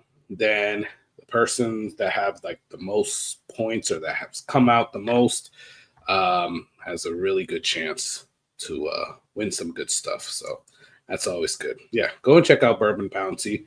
What's up, David Basie? Thanks for getting on, brother. Appreciate you. Dave Vogelson. I've only had one JD, and it was so hot. It gave me hiccups. I'm a huge JD fan, but I had this to fight through the bottle. Curious to try another one. Let's talk, Jerry, because I have one that's 134.3 proof right here, and it is so freaking good.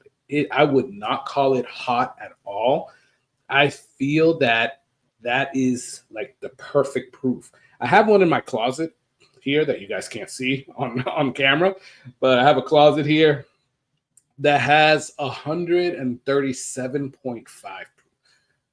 I'm assuming that's going to be hot, but judging by this, if that was the one that I just tasted, it's not as hot as I thought it would be, right? But I really like that one. You definitely get like a little bit of like a, I don't want to say like hotness. I want to say maybe like a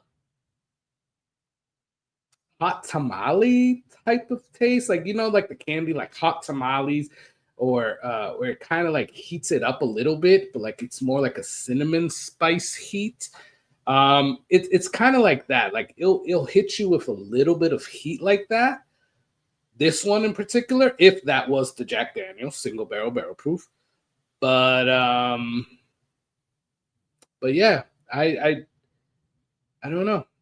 I don't think it was hot. And I usually, and I don't know if you're the same way, Jerry, but have you tasted the Old Forester single barrel proofs, single barrel strengths, the Blue Label Old Foresters? Those always drink hot for me. So let me know. If those drink hot for you, then we're kind of in the same type of palate, at least on the proofiness, right? And then if that's the case, then maybe that 134 proof or maybe 132 proof type of Jack Daniel's single barrel proof rye is what you should be looking for, because those are ones that I've seen that haven't been that hot. I don't know. Just a thought. The last bottle giveaway is coming on July 24th. Perfect. You have to get in over the next couple of weeks, and then it's over. There you go, guys. So check out Bourbon Bounty going live tomorrow at 6:45 p.m. Eastern. So go join him over there. Him and Mr. Great Shot is the co-host. So Jody and Mr. Great Shot are great people. Yeah, always doing a lot for the community. So, and they have good lives. So definitely good. All right, we're on number 4 here, guys. And number 4 is more traditional. It is more like, it is totally, again, all of these 4 are totally different from each other. Number 4 is more traditional. It's more like a caramel, a little bit of toffee, maybe some vanilla bean, maybe some oak. Nothing special, nothing out of this world, but it smells so good. It just goes to show you that something simple goes a long way. You don't have to get complex with it. And this shows you that. I don't know which one this is, but let's go in for a drink. Cheers.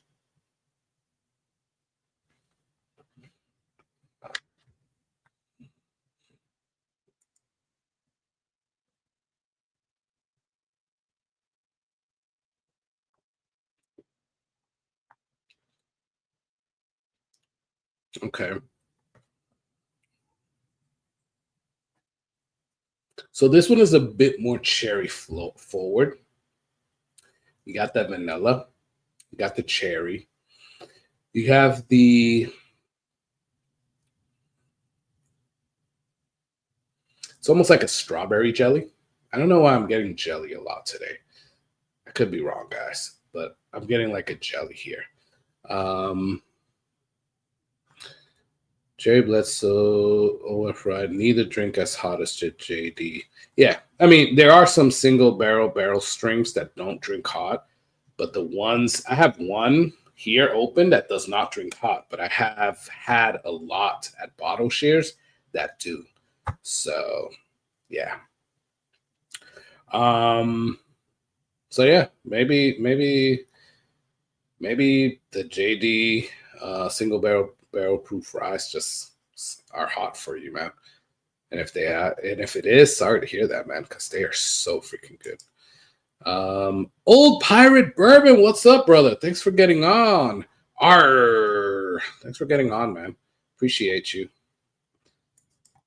Barrel strength, of course. Yep.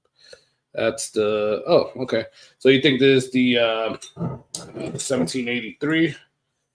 I don't know. I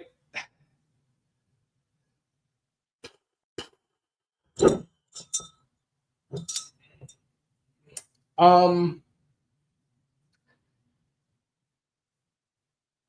well, I do like the taste on this. I feel that this is more like an MGP type of thing. So I'm thinking more this is Smoke Wagon. Now I could be wrong. Now it tastes good, right? And I don't remember the last time I had a Smoke Wagon straight bourbon, but it's giving me like MGP vibes, right? Cheers.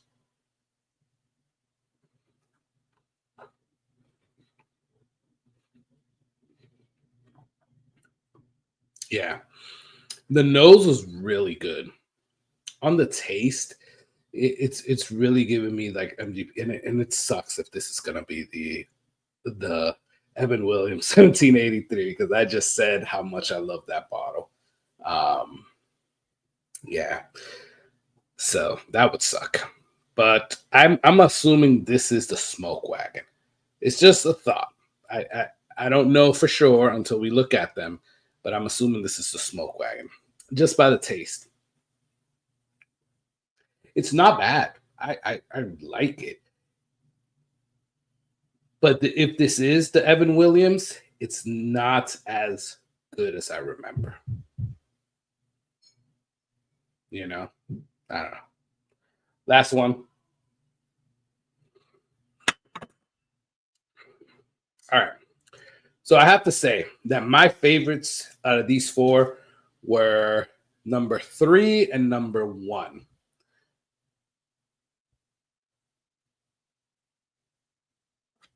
And number 2, now that I think about it. Number 4 was it was good. It was just the bottom of the barrel for me.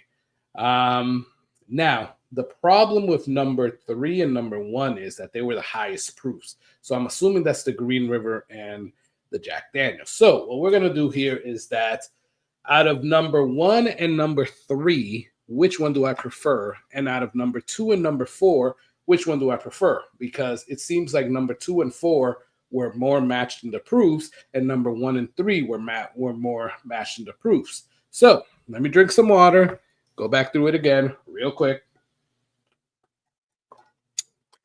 I'll tell y'all what I pick. We'll do the free giveaway, and then guys, we'll call it a night because I was up late last night. I actually only had 3 hours of sleep last night because I had a very important meeting this morning, and I was up basically all night making sure that that PowerPoint presentation was on point. So I'm tired. I am, and I don't want to fall asleep on you. Maybe we'll open it up. I don't know. If you guys want to get on for, I don't know, maybe 20 minutes, we'll open it up. But let me get through this. All right. So we got number 1 here and number 3 here. Let me put these up against each other. Cheers. Oh, on the smell, number 3 for sure. Now this smells good, but number 3 has my vote. Let's go in for a taste on both of them. Cheers.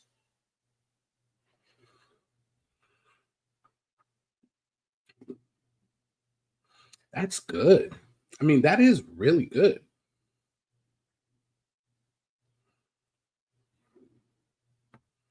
number 3 now.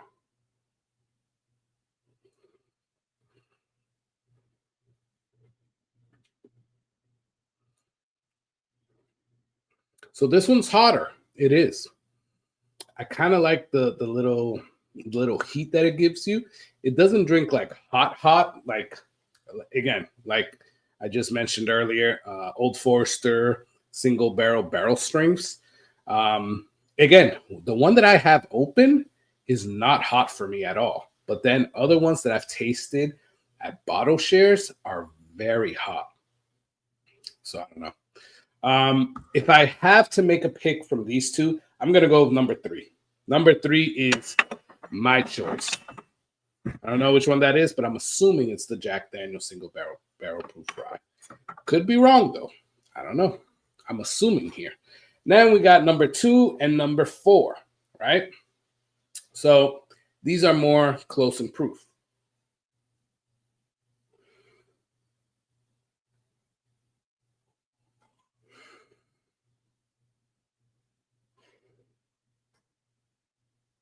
It's funny how number 3, maybe because there's only a little bit left.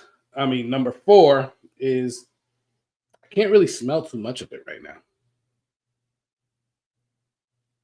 Number 2 smells a lot better. I don't know. Let's go in for it. Let me try number 4 first. Cheers.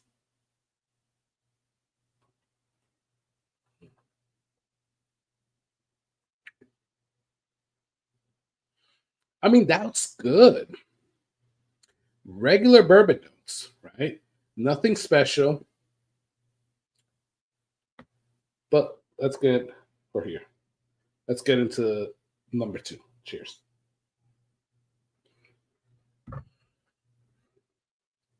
I finished both of them, by the way. Yeah, number 2, I would say, is more traditional and more like right up my alley type of thing. And watch that be the smoke wagon. I don't know. I don't know what's what, but I'm gonna go with, on the high proof ones, I'm gonna go with number 3. On the lower proof ones, I'm gonna go with number 2. And again, I don't know what's what. I'm assuming that these are, actually, I don't know which one is which on the lower proof ones. I'm assuming that number 4 is Smoke Wagon and number 2 is Evan Williams. But again, I could be wrong, guys. Let's see. So I picked number 3 and number 2. Let's go in for it. Let's do the low proof ones first. There you go. Hey. So Evan Williams, 1783 American Heroes Edition. That is my pick. So I really like that one. Well, at least I liked it a lot more than number 4. Well, not a lot more actually. They were pretty good, but I really liked the 1783. And then this was my pick on the high proof ones, and D, which again is the Jack Daniel's single barrel proof American, no, not American, Hero Selection Edition. So I picked the 2 that, quite honestly, I kind of wanted, right? So it was the Evan Williams 1783 on the lower proofs, and it was the Jack Daniel's single barrel proof Hero Selection on the higher proof. Again, not saying that the other 2 weren't good. The other 2 were good. I liked the Green River a lot, by the way. The Smoke Wagon, it was okay. So yeah, that is definitely that. And I believe this is the 2023 edition. Oh, yep, it says it right there. Sorry, I was trying to look for it. I was like, where did they put this? So this is the 2023 edition of the 1783 American Heroes Edition. And I really like this one. So yeah, that's what that is. What's up, Mike Brock? Thanks for getting on, man. Appreciate you being here. All right, time to find. Yeah, Jerry, definitely don't sleep on that. That is such a good That is such a good one. And it's only like, I don't know, at least here in my area, it's 23, 24 bucks. That's what it is. So it's a really good whiskey for what it is, or a really good bourbon for what it is. Dorothy P. It's getting late. Mike Brock, I know.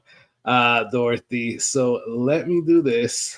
Let me, and I don't know if you said that to Mike Brock or to me, but either way, we got this. We're gonna do a 2-ounce sample of the. Let's do the Jack Daniel's Hero Selection. Actually, F it. Let's do the Hero Selection and the Green River. So we're gonna do a 2-ounce sample of each of those. Then you put in the hashtag, and we shall send that out. Hold on a second. Let me.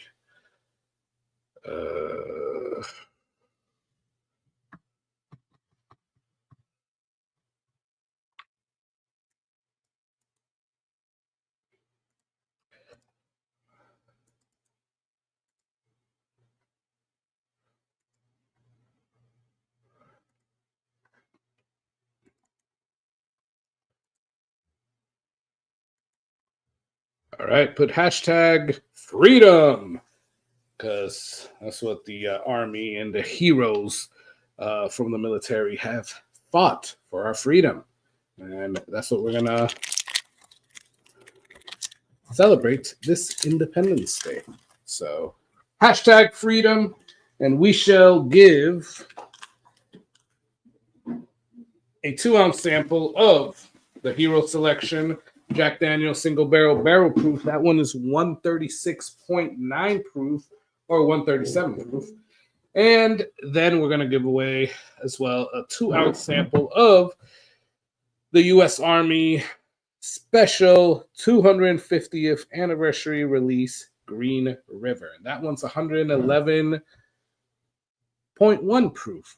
What is up with these like point whatever proofs? Like, why couldn't you just do 137 Jack Daniels? And why couldn't you just do 111 Green River? Like, what the hell?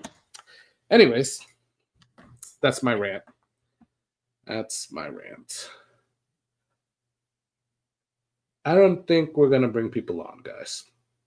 I think it's getting down to that night. We've already been on for 2 hours. I was actually hoping to only been on for like an hour and a half. But we're going to end the night with this benchmark honey that Stanley was able to give me. I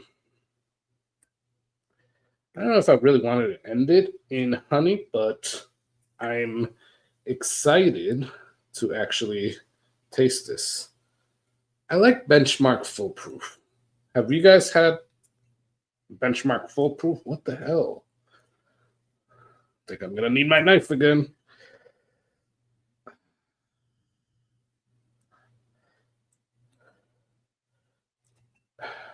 Am I just bringing it out the wrong way? Oh, there we go. Finally.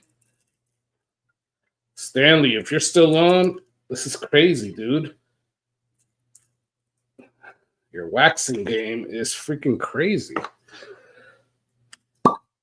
There we go. That was a pretty good pop there.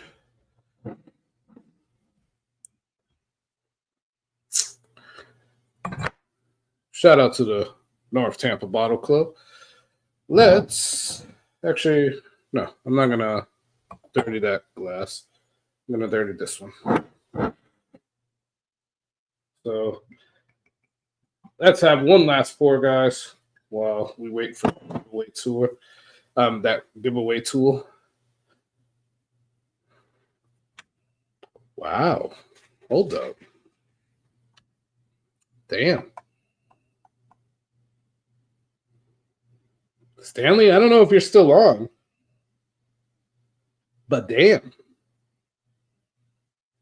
This is probably the best smelling honey barrel that I've smelled, I guess. Is that like a double? What do you call that? Double when you say two things? Whatever. I'm weird. It just sounded like weird. Like it's the best smelling thing that I've ever smelled. I don't know. All right, everybody's put in the freedom. I couldn't even be 177.6 proof for the USA. Jeez. That'd be awesome, man. I mean, it'd be a hell of a Jack Daniel single barrel proof. Damn, right? Keith P cannot win. All right, hit that like button. Thank you. Show me the proof. Yes, please hit that like button, guys. First off, this is a honey. This is a benchmark full proof, finished in honey. Stanley, that was on earlier. I don't know if he's still on. Gave this over to me at the one of the on the North Tampa Bottle Club's 2-year anniversary. He gave it to me for cheap, dude. Like seriously cheap. I think it was only like $40, and he does these not just with Benchmark but other ones. I let him know that I was interested in one, but look at that color. That is dark. That's almost like an American single malt dark. Like that's almost like a Westward whiskey type of dark.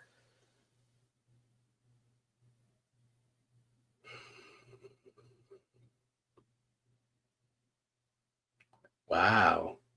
Guys, I am telling you, this is the best smelling. I'm gonna have to put this up against a short barrel bee's knees.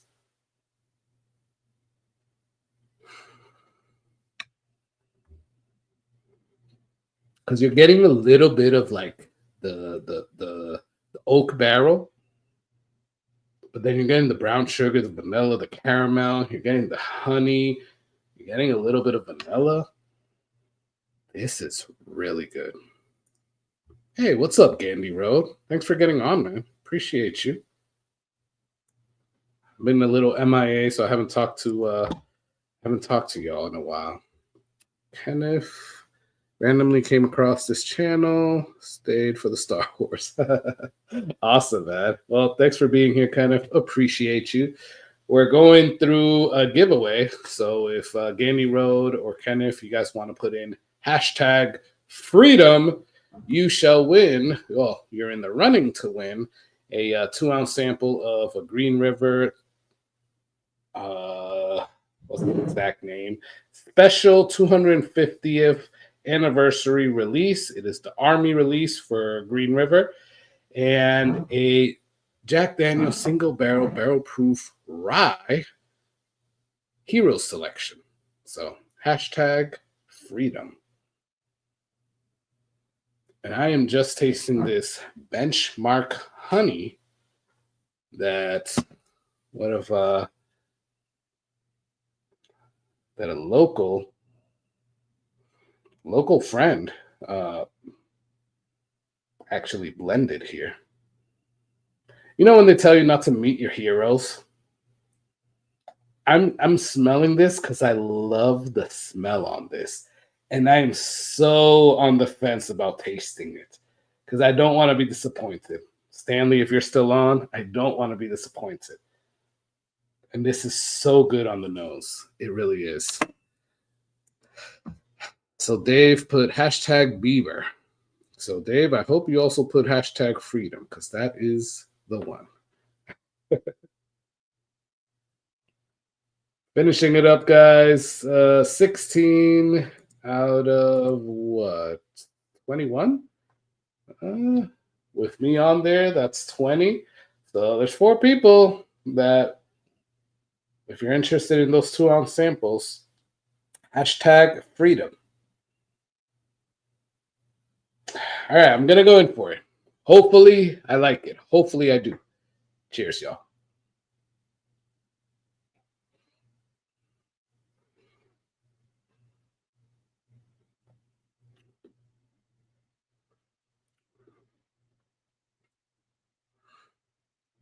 Okay. It's not like bee's knees. I really like bee's knees. It is not like bee's knees. But it's a nice little alternative, I will say. Um, it's a little bit more honey than bee's knees. It's like if you get like a bee's knees single barrel and that store didn't know how to pick. I'm not gonna name any names, and they just took one that had a crap load of honey in it, right? Now it's not that much honey, but you definitely get more honey. It's good though. If I was not able to get a bee's knees, and unfortunately now I have 7 freaking bees knees, 8 with one that I just bought.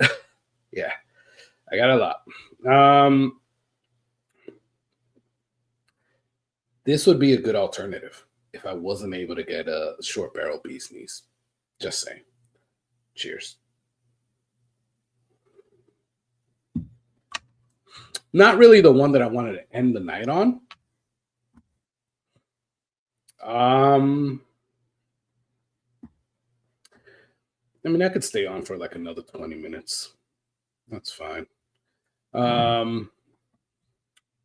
Because I didn't want to end the night like on a sweet whiskey, even though it's really good, by the way. So thank you, Stanley. This is really good, man. You really know how to do your blending, dude. This is really good. All right, we're gonna run this giveaway to 18 now. Okay, cool. And you have about 30 seconds to put hashtag freedom before I run this.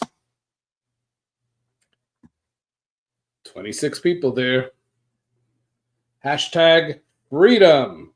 And it is for a 2-ounce sample of Green River U.S. Army 250th anniversary release and the Jack Daniels single barrel proof rye hero selection. Going once, going twice, going thrice. We're going to draw it.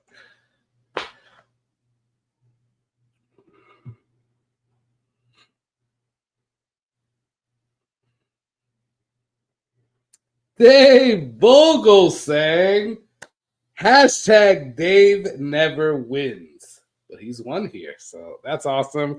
Congrats, brother. And that's perfect because I have a bottle that I'm going to send you. So that's really good. Congrats, Dave.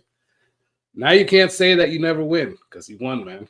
And I swear you won on one of the other live streams, man. Here as well. Definitely rigged. Awesome, Dave. Congrats, brother. Now I have to send you out samples because Dave is always so generous with his whiskey and with his samples that he does a lot for the community. He sends out a lot of stuff. So now it's good that he's able to kind of get that back. So that's awesome, man. Congrats again. And even he says it's definitely rigged. That's funny. Patrick Littledew, as Dave would say, rigged. Definitely rigged. Dave is good people. He is, man. Dave wins all the time. He just likes to complain. All right, Gandhi. I'll open it up, guys. If anybody wants to get on, I can stay on for like another. I can stay on until midnight. Like I said, I only slept like 3 hours last night, so it's been a long day. Let's just say I had a really good big meeting this morning that I had to prepare for, and I literally went to sleep like at I want to say like 4:30 last night to get up at 7:30 because the meeting was at 9. So I pinned that in the comment there. If y'all want to get on, feel free to. If not, it's all good either way. I will not feel offended. Let me take this off. I will not feel offended. Traveling can't get on. Oh, it's all good, man. Appreciate you, Pizza Warlord. Just want to do, if nobody gets on, either way, I don't want to end the night on benchmark, but this was really good. Thank you again, Stanley. That was really freaking good.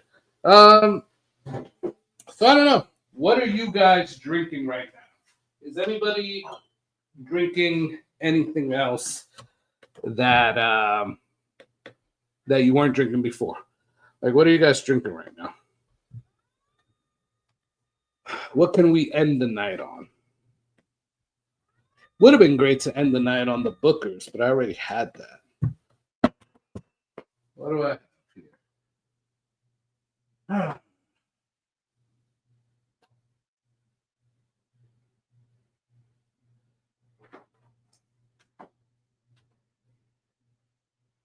Should I do it? Should I do it? OESO. Okay. So William Hall has a Four Roses, OESO. Gunner has a Buckner's 10. Nice. Love the Source Heaven Hill juice. Okay, perfect, man. I haven't had Buckner's 10. I've had a taste of the 15. I don't know. Are all 15s buff turkey? Dave has Last Pour, 4 Gate Store Pick. Okay. Roger Randall, check out Bourbon Legends. Okay, perfect. Check out Bourbon Legends, and Roger put the link there. So they're not all buff turkey. Okay, cool. Yeah, so I've tasted a Buckner's, and I gotta say, I wasn't a fan. I was not a fan of the particular one that I've tasted. So I was not a fan. Anybody do a Penelope Estate collection? I don't know. JD12, Pizza Warlord. That's not a bad one. I might do a JD12. I might join you on that one. They are Barton or Buff Turkey. Okay, so maybe I had a Barton one, and I don't know. Or maybe it was just a Buff Turkey, and I just didn't like it. Ooh, we got Keith on. What's up, Keith? Give me a thumbs up if you're good. JD12. I might join you on that one. What's up, Keith? Okay, what's going on, man? Nothing much, man. I can hear myself on. Oh, I got an echo, man. What's going on here? Yeah, I don't know, man. Give me a thumbs up if. I got an echo. What's going on? Hold on a second. Hold on. Oh, I see what's going on. Hold on. Yep, no worries, man. Hold on. We got Roger. What's up, Roger? How's it going, man? What's going on? Nothing much. Miss Keith, I think I might have seen you somewhere before. Hold on, Roger. Look, I got some problems here. He got problems. Okay, I'm all good now. Look, hold on. Cheers, You're Kyle. good, man. I don't hear myself anymore, so that's good. I had YouTube in the background. That was the problem. No worries, man. How y'all doing? We're doing good. Y'all. Nice. And what are you guys doing as a next pour or last pour? What are you guys doing? Ooh, Keith got the K Luke. Okay. Okay. You want to go there?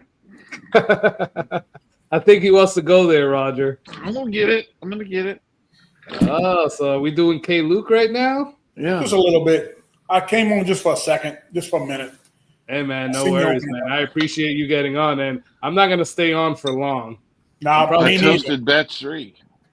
Ooh, okay. The last of my free bottle. There you go. All right, so I'll join you guys with some K Luke. Where's my Shout out to Mike Brock for helping me get this bottle. Nice, man. So I have 2 K Lukes. I have the toasted. I believe this is the toasted. Orange label? Yeah, orange label is the toasted, right? And I have a blue label. I just don't know where the blue label is, but Blue label toasted is right here, so we're gonna go with the toasted. Is it batch 2? This is actually batch 1. Batch 1. Yeah. OG. And I gotta tell y'all, I haven't gone back to this bottle in a very long time, as you guys can see. That's like really full. Well, if you don't want to kill it, you bring it down to Sarasota with you, and Hey man, I will bring it down to Sarasota so that you can taste it for sure, man. I'll be all over that. We'll sit out on the patio and let the Mister fans keep us cool, and There you go. There you go. And Keith, which one is that one that you have there? So, Roger, you have the batch 2 of the. No, I got a single barrel K-Luke. Oh, okay, nice, man. Yeah, that's actually the batch 3 bottle. I have a full bottle. This is batch 3 of the toasted.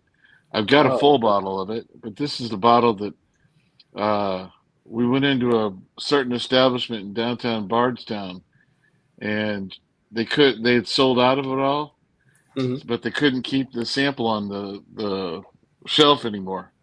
So they took it out and put it in a bag and gave it to me.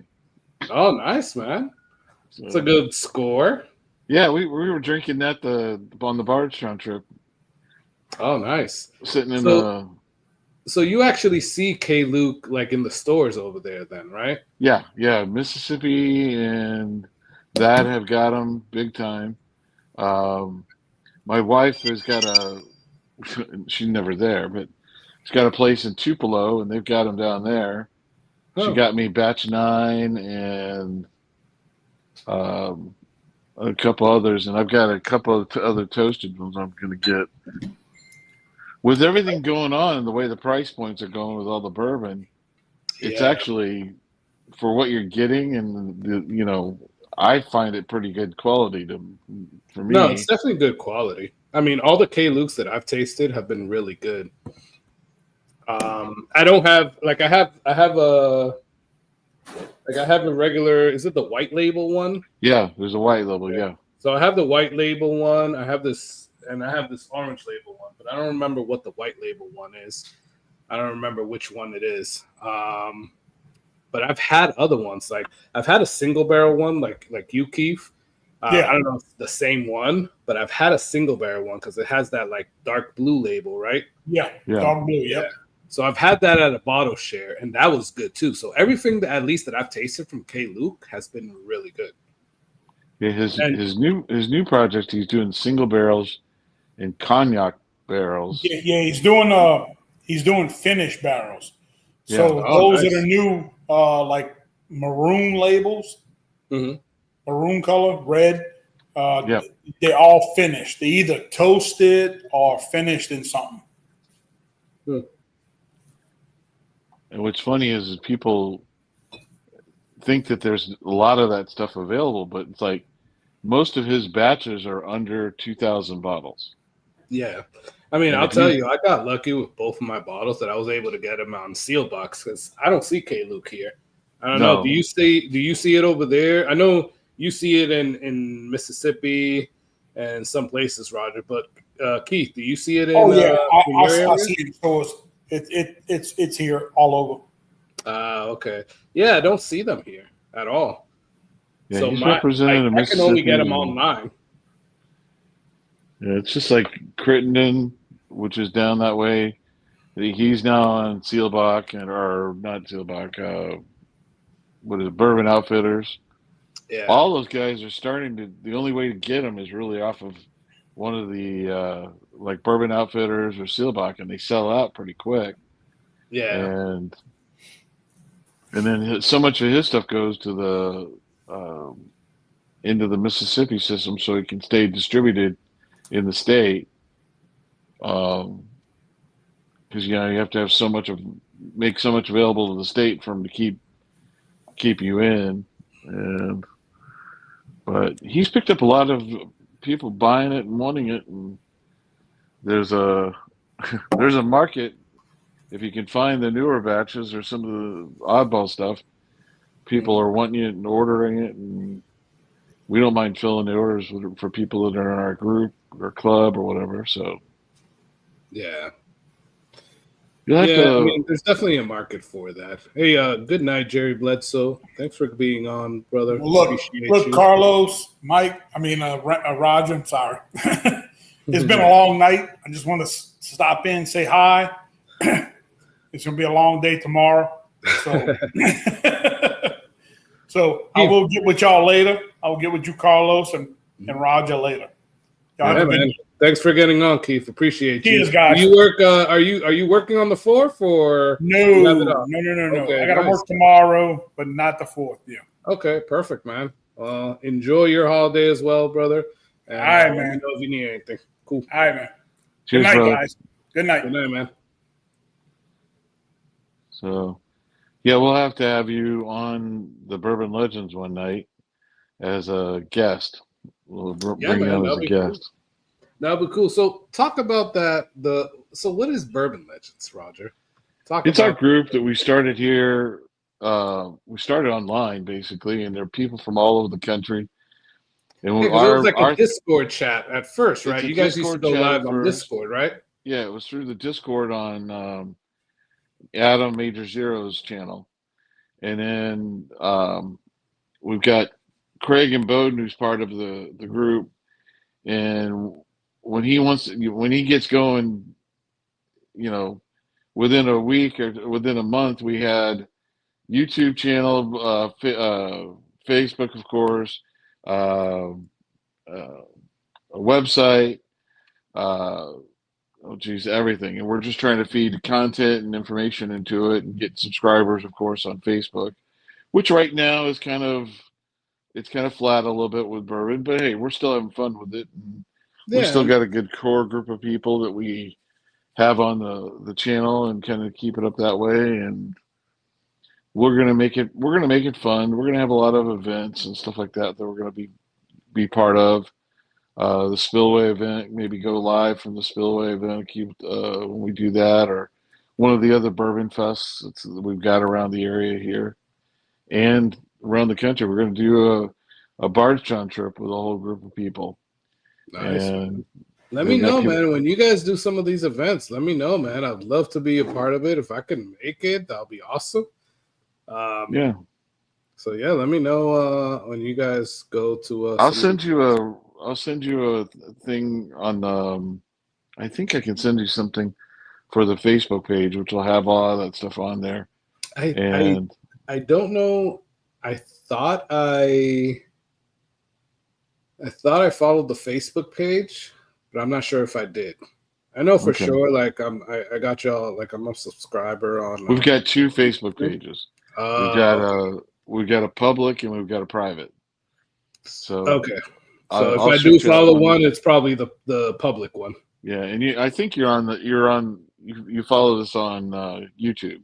So yeah. So yeah, definitely. But it's fun. We're gonna have fun with it. We're just getting feet underneath this. When you do a live, we did a live tonight, and he sent out the invite, but sent it out. It was public as opposed to, private as opposed to public. Oh, yeah. It's just stuff that happens.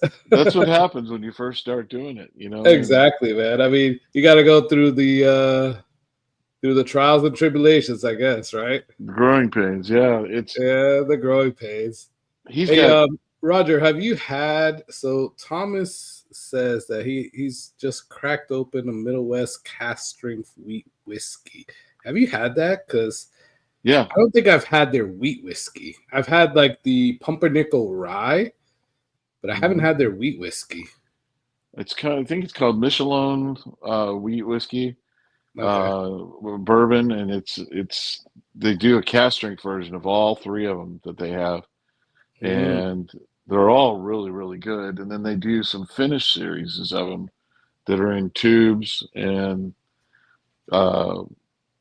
stuff like that, and those are really good. Yeah, that Middle West has really started to hit a stride. And they bought out Old Elk. And I don't know what they plan to do with that. I just know that they probably just bought it to get the barrels that they had, and I'll tell you one thing. I'm not a fan of old. I was never a fan of Old Elk, except for the first cigar batch, not the second one. I guess. Right.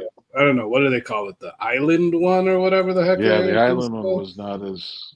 Yeah, the first cigar cut I really liked, but other than that, like I'm not a fan of Old Elk. So yeah, I don't know what their plans are for it, but Yeah, I like the wheated bourbon that they did, and it's the cast strength wheated bourbon because we did one for the St. Louis Bourbon Society, and they had it for the fair, and we got over subscribed as far as the number of bottles we had, and it became available after the convention, so not as many people bought it, and that was one thing we had a problem. We had a problem initially is they were slow as far as getting. You'd order it, and 6 months, and then they couldn't get it to you bottled and everything in 6 months. yeah. And we had the Bourbons, St. Louis Bourbon Society had a big fair, and they didn't have that bottle pick. So, and then there was a lot of them available, but it was a really good pick. And that was a wheated one? Yeah, the wheated bourbon, cast strength on the wheated bourbon.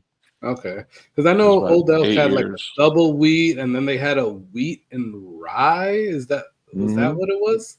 Yep. So they had different like wheated ones, but this one was just a wheated cast strength bourbon, right? Yeah, wheated bourbon, cast strength. Yeah.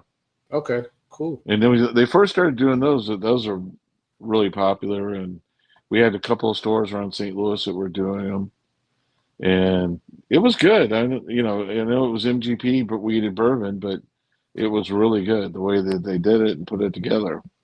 Yeah, I'd have to I guess I'll have to try it. I got samples of some Old Elk stuff, and I haven't really got into those samples. I believe that one of them was a wheated one. I don't know if it's like a single barrel or even a cast strength, but I know it was a wheated one. Yeah. I know I got the wheat and rye one. I got a double wheat sample. Yeah.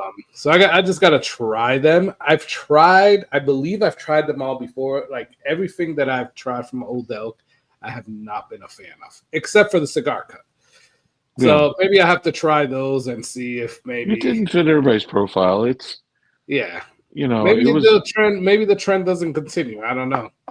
Well, it's not going to continue with them because they're Middle West bought them out, and I'm not sure what they plan to do. But yeah, if you should be able to. I know who had Norman's has got the cast drinks sitting on the shelf.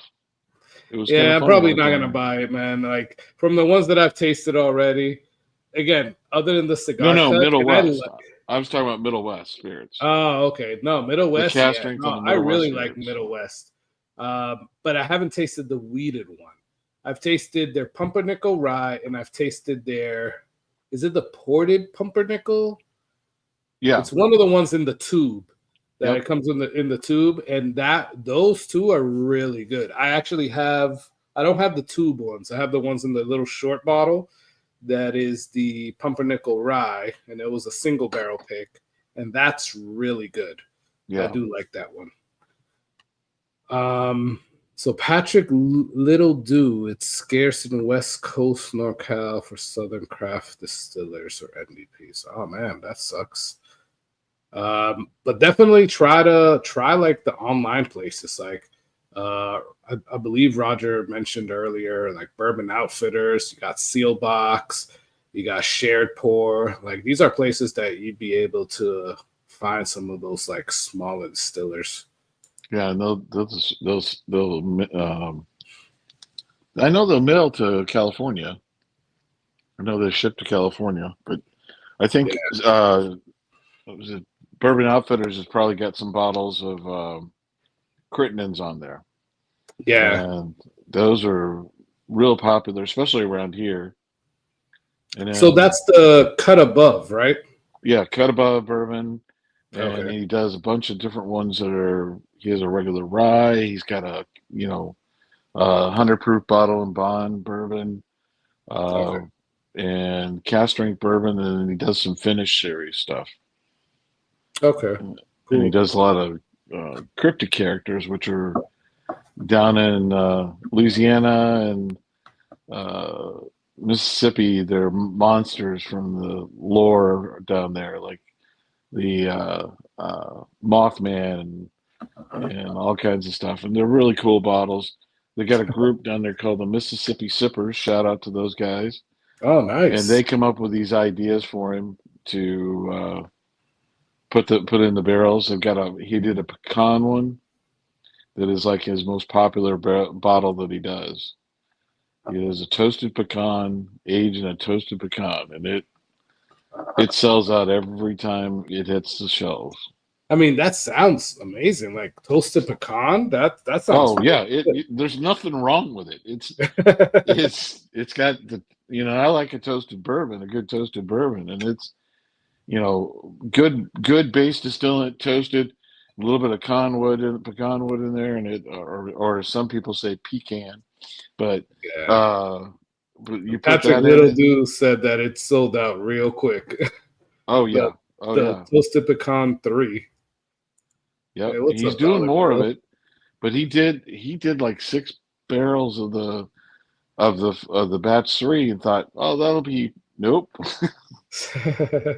Sold out quick. So Roger, if you come across those, man, definitely let me know. I will send you the cash, man. For okay, we're gonna be going on a trip down that way. I'll hunt some up. I got your number and everything. I'll send you a note.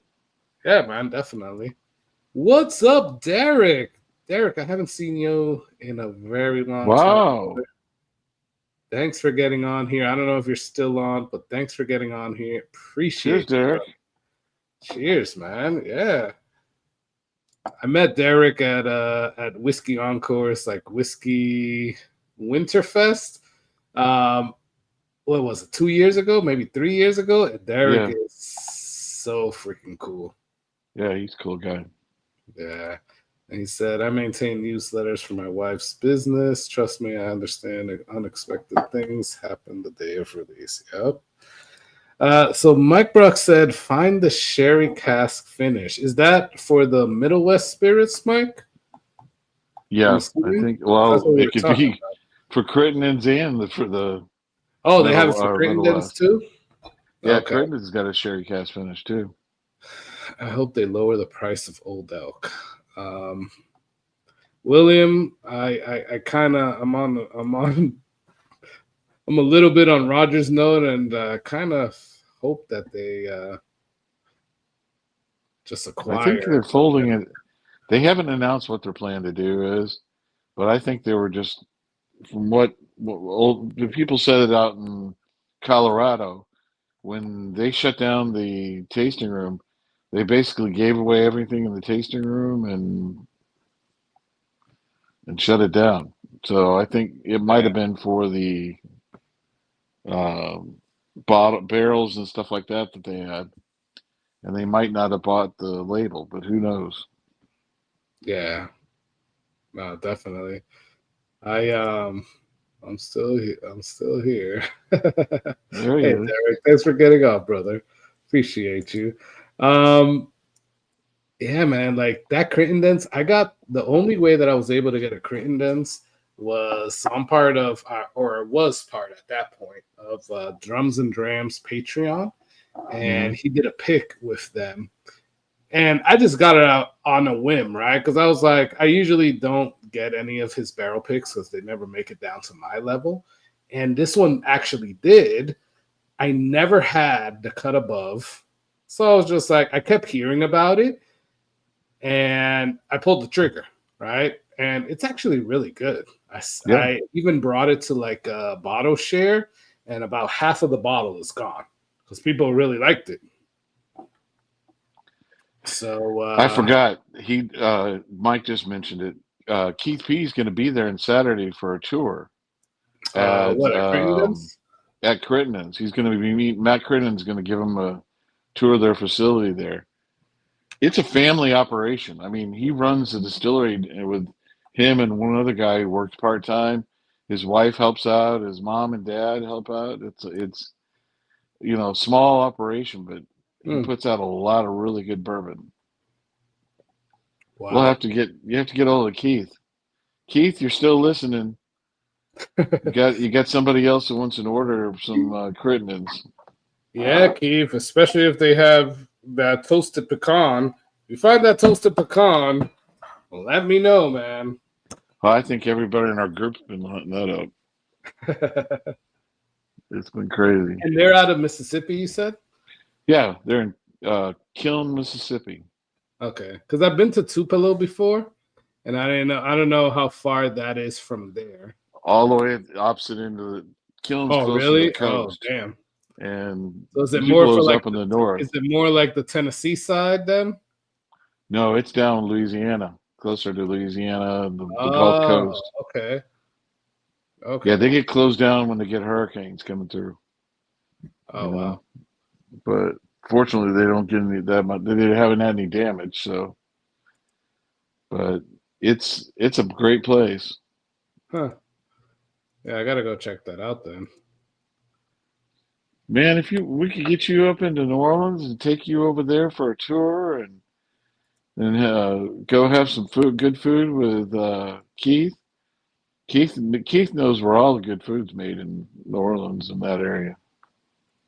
So Keith was the one that put me on. So Derek, yes, you definitely can, man. I have the link pinned. I'm only gonna be on probably for like another 10 minutes, brother, but get on. Always love talking to you. I put the invite in the chat there as well, and it's also pinned. So yeah, man, I'm on. So Keith was the one that put me on to 7-3 Distilling out of New Orleans. They make some really good stuff. Like I haven't really like heard of them before Keith like put me on to them. Oh, there's Derek. Derek, you're good, man. Give me a thumbs up. All right, there you go. What's up, Derek? Long time, brother. How you been, man? Hey, how you doing? And you know what? I know that I talk a lot when I meet people, and I always share. I want to remind you that Mississippi is actually where I come from. Oh, really? Oh yeah. I probably have told you that, but I was drunk and you didn't pay me any attention. That's okay. That's Sorry about that, man. I probably was drunk myself when you told me that. But yes, when I heard this whole thing that you had mentioned earlier about the pecan bourbon, I was like, I think I would actually want to try that. Nice. Because I want, because to tell you how much a homeboy I am. Cathead. There's a distillery in Jackson. Cat's Head Distillery. Yeah, it's in Jackson, Mississippi. Until they start playing with the fucking prices here in Chicago, I was buying their stuff because I actually enjoyed it. Yeah, Old Soul.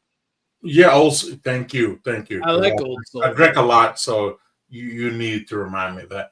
But I want the Cathead Distillery. It was I enjoyed it, and I enjoyed Old Soul. They had a high. How do you say this?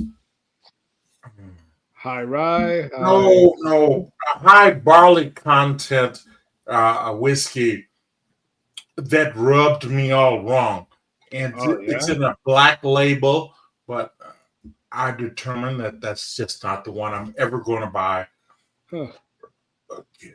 A high was it malt 10 type? Content, you said? Say it again? A high malt content, you said? I think it's barley. Whatever the case is, it has a black label, and whatever that recipe is, and I don't want to speak evil of a Mississippi distillery. Yeah. I'm just going to say they should go back to the drawing board. And that's all I got. Because I got other words I could say, but I don't, I'm not going to go there because I don't want Roger to think that I'm a negative Nelly. No, you're not, Derek. We've talked many a night. I will say, Derek, I love like the regular, so there's an Old Soul like pick. I freaking love this. This is like really good. Oh shit! Can you isolate yourself, sir? Do you have that ability? Yeah. Hold on a minute. So this is a total wine pick, but I bought this on a whim, and it is freaking good. 117 proof. Oh god, that label bothers me. That sounds like that might be that high barley bitch. I don't know, man. This is like a dark. It is like That's a regular. Yeah, this is like a regular. Then hold on. Have they changed their labels? Because keep in mind, as a young distillery, they can make some radical changes whenever they feel full. Well, because the label I'm referring to is a black label. Yeah. So this one says only 4% malted barley. So this is 75% corn, 21% rye. Trust me, sir. Trust me, Carlos. That ain't him. That ain't the guy that rubbed me wrong. But I don't want to go into negativity. I actually like their alcohol. Okay. And I'm assuming that they're using MGP until they can age their own stuff. Yeah, and that's what I heard. I can't wait to hear in that Mississippi heat. I would love to see what they produce. Because keep in mind, like the distilleries in Texas, keep in mind, I need to look down here because I drink a lot.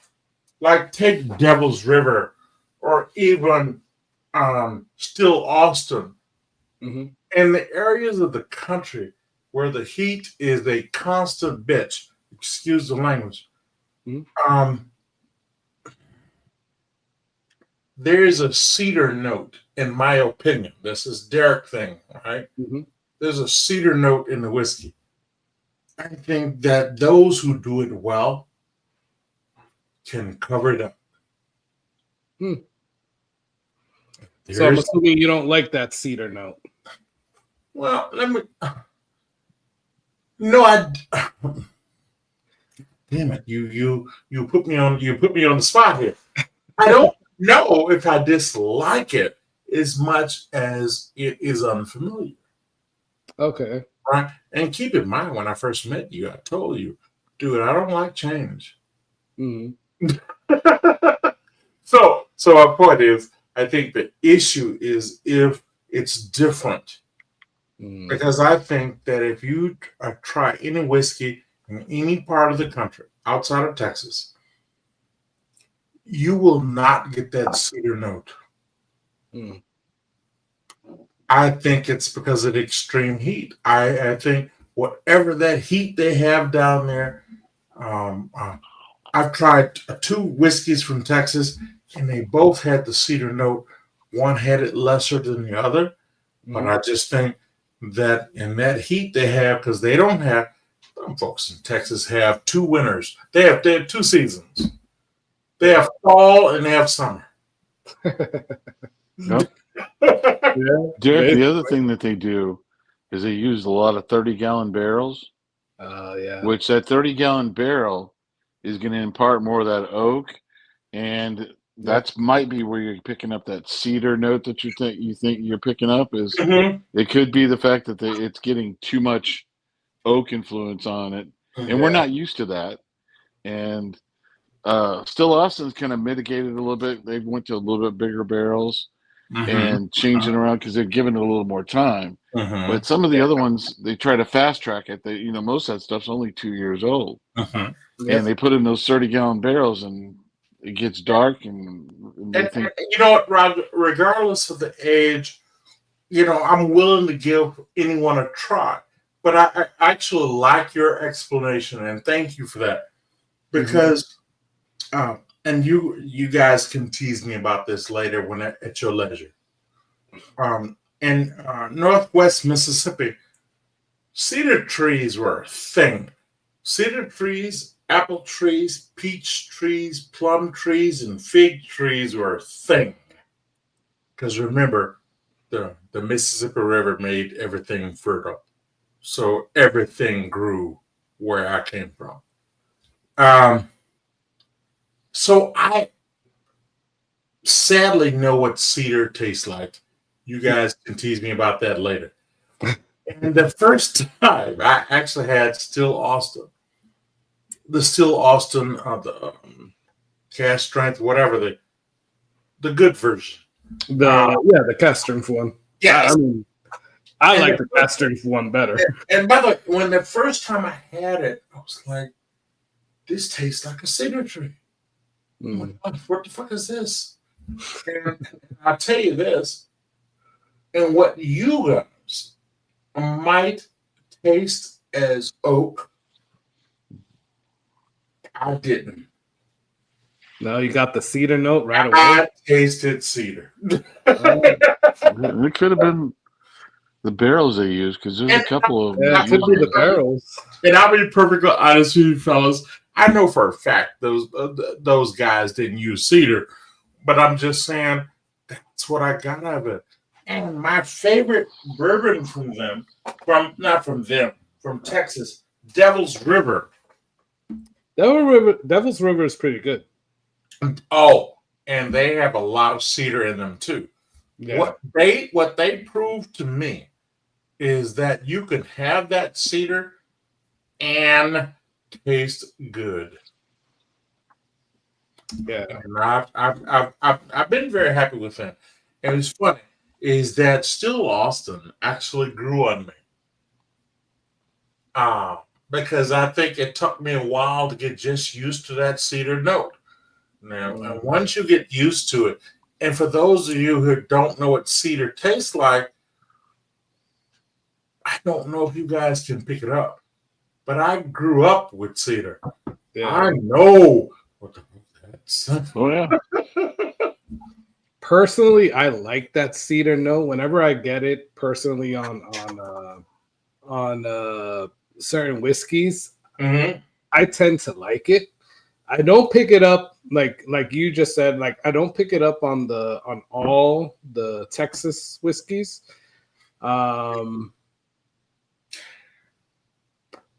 If you don't mind me interrupting, I do pick it up on. I do like it.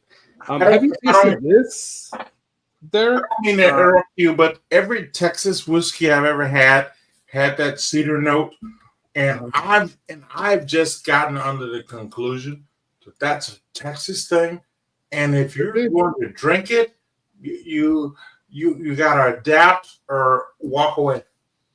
Yeah. Have you tasted this, Derek? The I have not, sir. No, I have Iron not. Republic? No? No, I have not. Okay. It looks like you like it, sir. I do like it.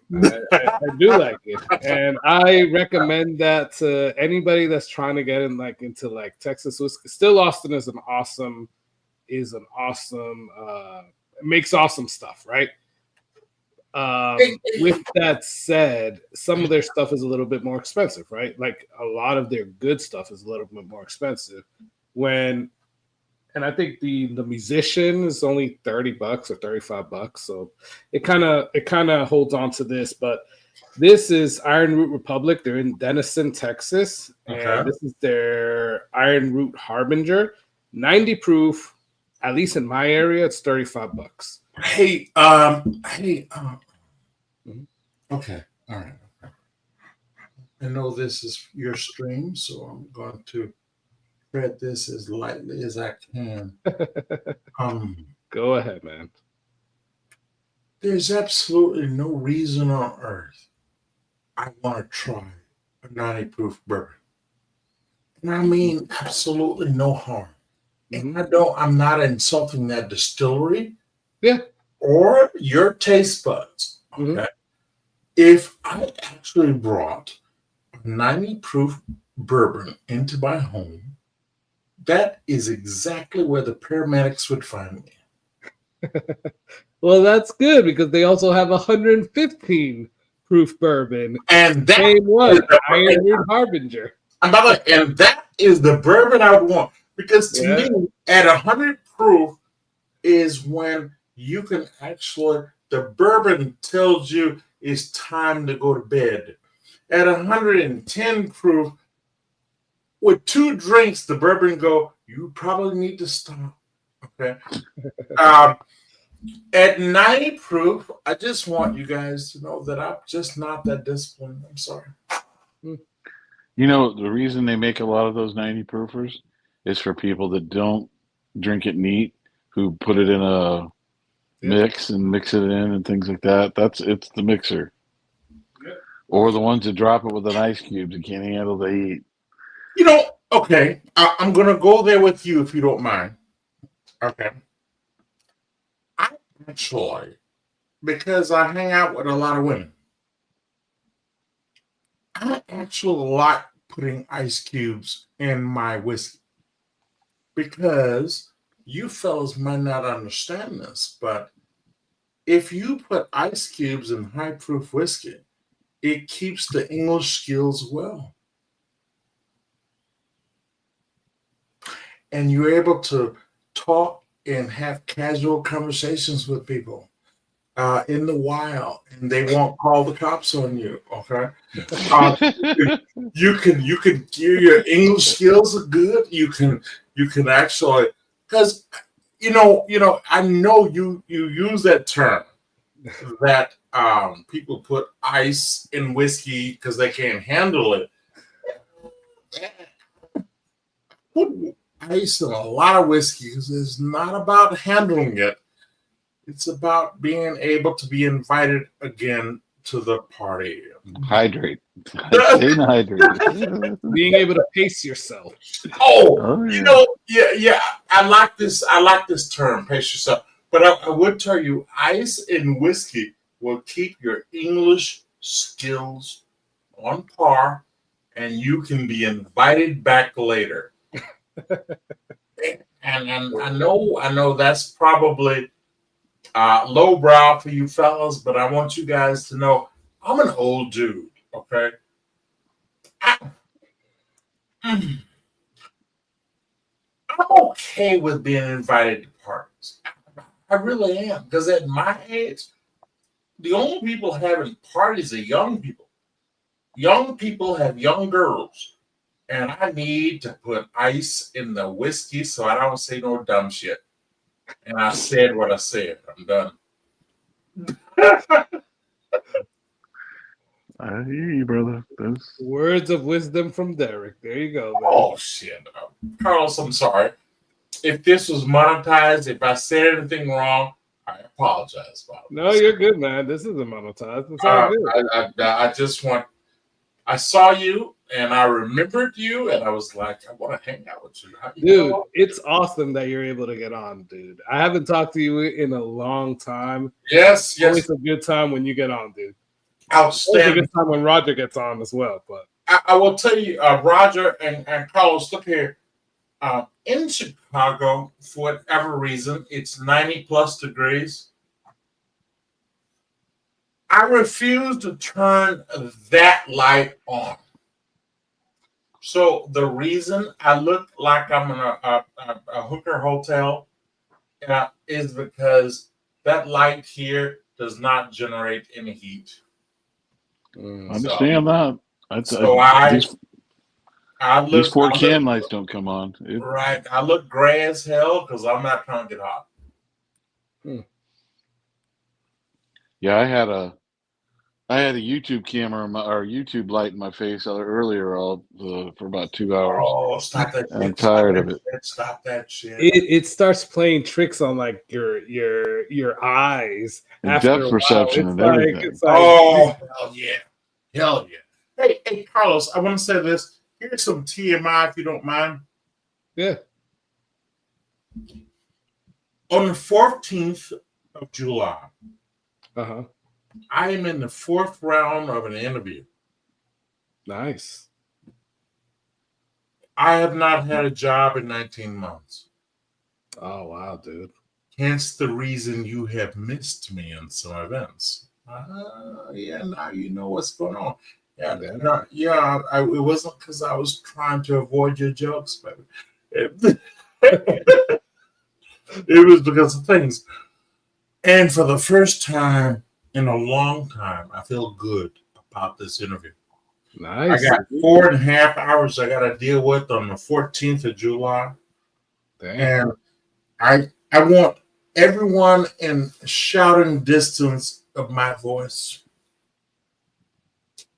When I get this job and I unfuck my relationship with American Express, that's number one. But when we get out of unfucking my relationship with American Express, I will be wherever the fuck you whiskey people are going to be at. And I'm going to be there. And I'm just going to be happy. I'm going to bring my wife. I might even bring my daughter. If the timing works right. But I'm telling you, fellas, I'm going to say this to you, and this you won't understand, Carlos. Mm-hmm. I'm an introvert that likes people. I struggle with hanging out with people I don't know. I struggle with going out in events with large numbers of people. I struggle with that. I will tell you this. The whiskey community has forced me to make some changes. Nice, man. For the better, I hope. Oh, yes, for the better. I'll tell you one of the coolest things that happened to me was Chris and Lil, some Australian people I know. They showed up here in the States, and for whatever dumbass reason, they came to Chicago. And they got my cell phone number. And they go, hey, Derek, we're here in Chicago. You need to find your way here. And I looked at it, and I told my wife, hang out with these kids online. Am I really going to go and hang out?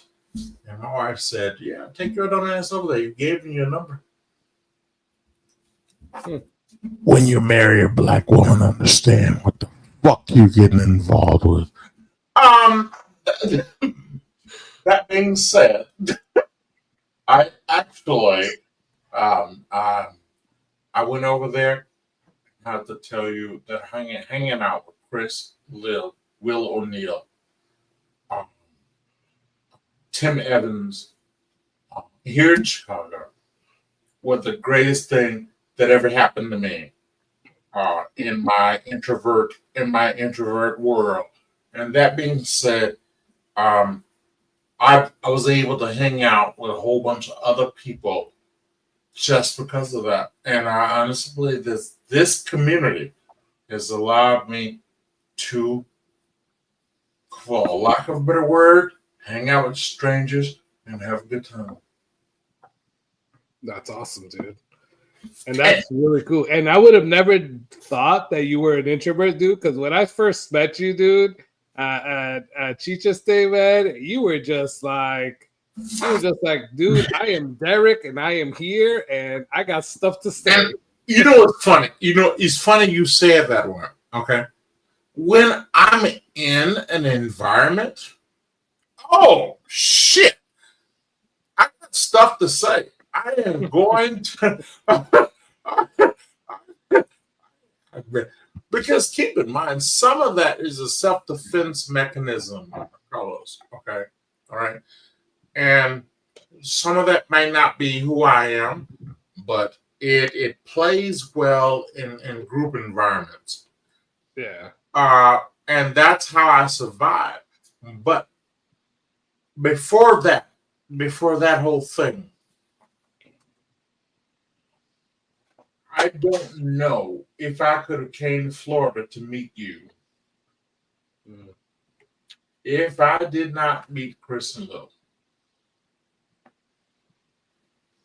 I think Chris and Lil told me I can just go down there and just have a good time. Yeah.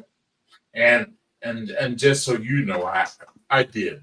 I had a wonderful time. That's awesome, dude. It was a good time, Dad. Oh yeah. And the reason I missed you this past year, dude, I've been out of work for a long time. I try to keep that shit to myself, but no, I don't. I bitch and moan every time. I've been at work for 19 months. And I probably said this to you earlier if I did not, because I feel good about it. I'm in the final round of an interview that's going to happen on 14 July. And I feel good about it.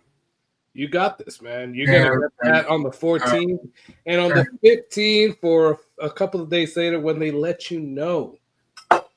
We're all going to celebrate. I want you to know that starting next week, I'm probably going to come up missing because I need to get my stirrers polished, and I want to polish well because I want these folks to like me, and the hiring managers already like me. I think it's the kids I need to like me, and I want the kids to think I'm on their side, and that's all that matters. There you go, man. You're gonna do awesome, dude, and you're gonna get that freaking job, dude, and we're gonna celebrate. We're gonna celebrate whether it's Carlos, on stream or in person. We're gonna celebrate. Carlos, here's my take on that, sir. Thank you for that encouragement. I will say this to you, baby. Don't let the word "baby" offend you, dude. Okay, I probably should have said "dude." Dude. When I get that job, I'm gonna be the happiest son of a bitch out here, and I promised myself after I convinced American Express I was not trying to fuck them. When I get over that business, okay, I will hang out with all of you wherever you guys are, and I mean that sincerely. There you go, man. Nah, man, I'm looking forward to that. All right. And you got this. Cheech, by the way, Cheech has come up missing on my radar screen, but I will tell you this: in February of next year, if his bald ass has a meetup, I will be there. I'm planning to be there as well. I couldn't go this year because I got at the last minute. I came down with the flu, unfortunately. But I was so bummed, man, that I couldn't go, man. But I'm definitely looking forward to being there next year if he does it again. So that would be awesome. Outstanding. By the way, when you say that you came down with the flu, what symptoms did you have? I had fever, had cold chills, couldn't really keep down food. Okay, stop right here. Stop right here. That's the one. Okay, then you're good. Yeah. If you have fevers and chills, dude, I would have you take Tylenol and bring your dumb ass on. So. Yeah, but you don't want to get other people sick either, you know? No, because you never once mentioned that you were hawking and sneezing and doing dumb shit that exposed other people. Yeah. No, baby, what was going on with you was all internal. Maybe, man. Other than the whole fact you couldn't get food down, because that means you were probably contagious than a motherfucker. Yeah, probably, man. I didn't want to get other people sick. That's for sure. And I couldn't really talk. Like my voice was gone, dude. Then you did the right thing. But keep in mind, Carlos, one of my claims to fame, since Dr. Eminecker is not here, I have been practicing medicine without a license for the past 30 years. Look here. Baby, you're good. I will tell you this: COVID was above my pay grade. I'm just going to say this: it was above my pay grade. I think I was one of the first people that caught COVID before COVID became a thing, and I thought I was going to die. And one of the funny things about that was Kayla had a cheerleading contest in Milwaukee. And I said, I'll drive you guys to Milwaukee.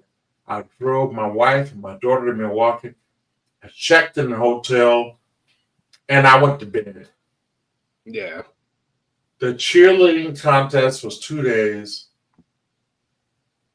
I never got out that bed, fellas. Oh, wow.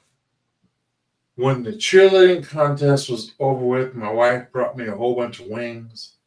I ate the wings. And I was like, it's time to go home. She's like, yeah, it's time to go home. Yeah.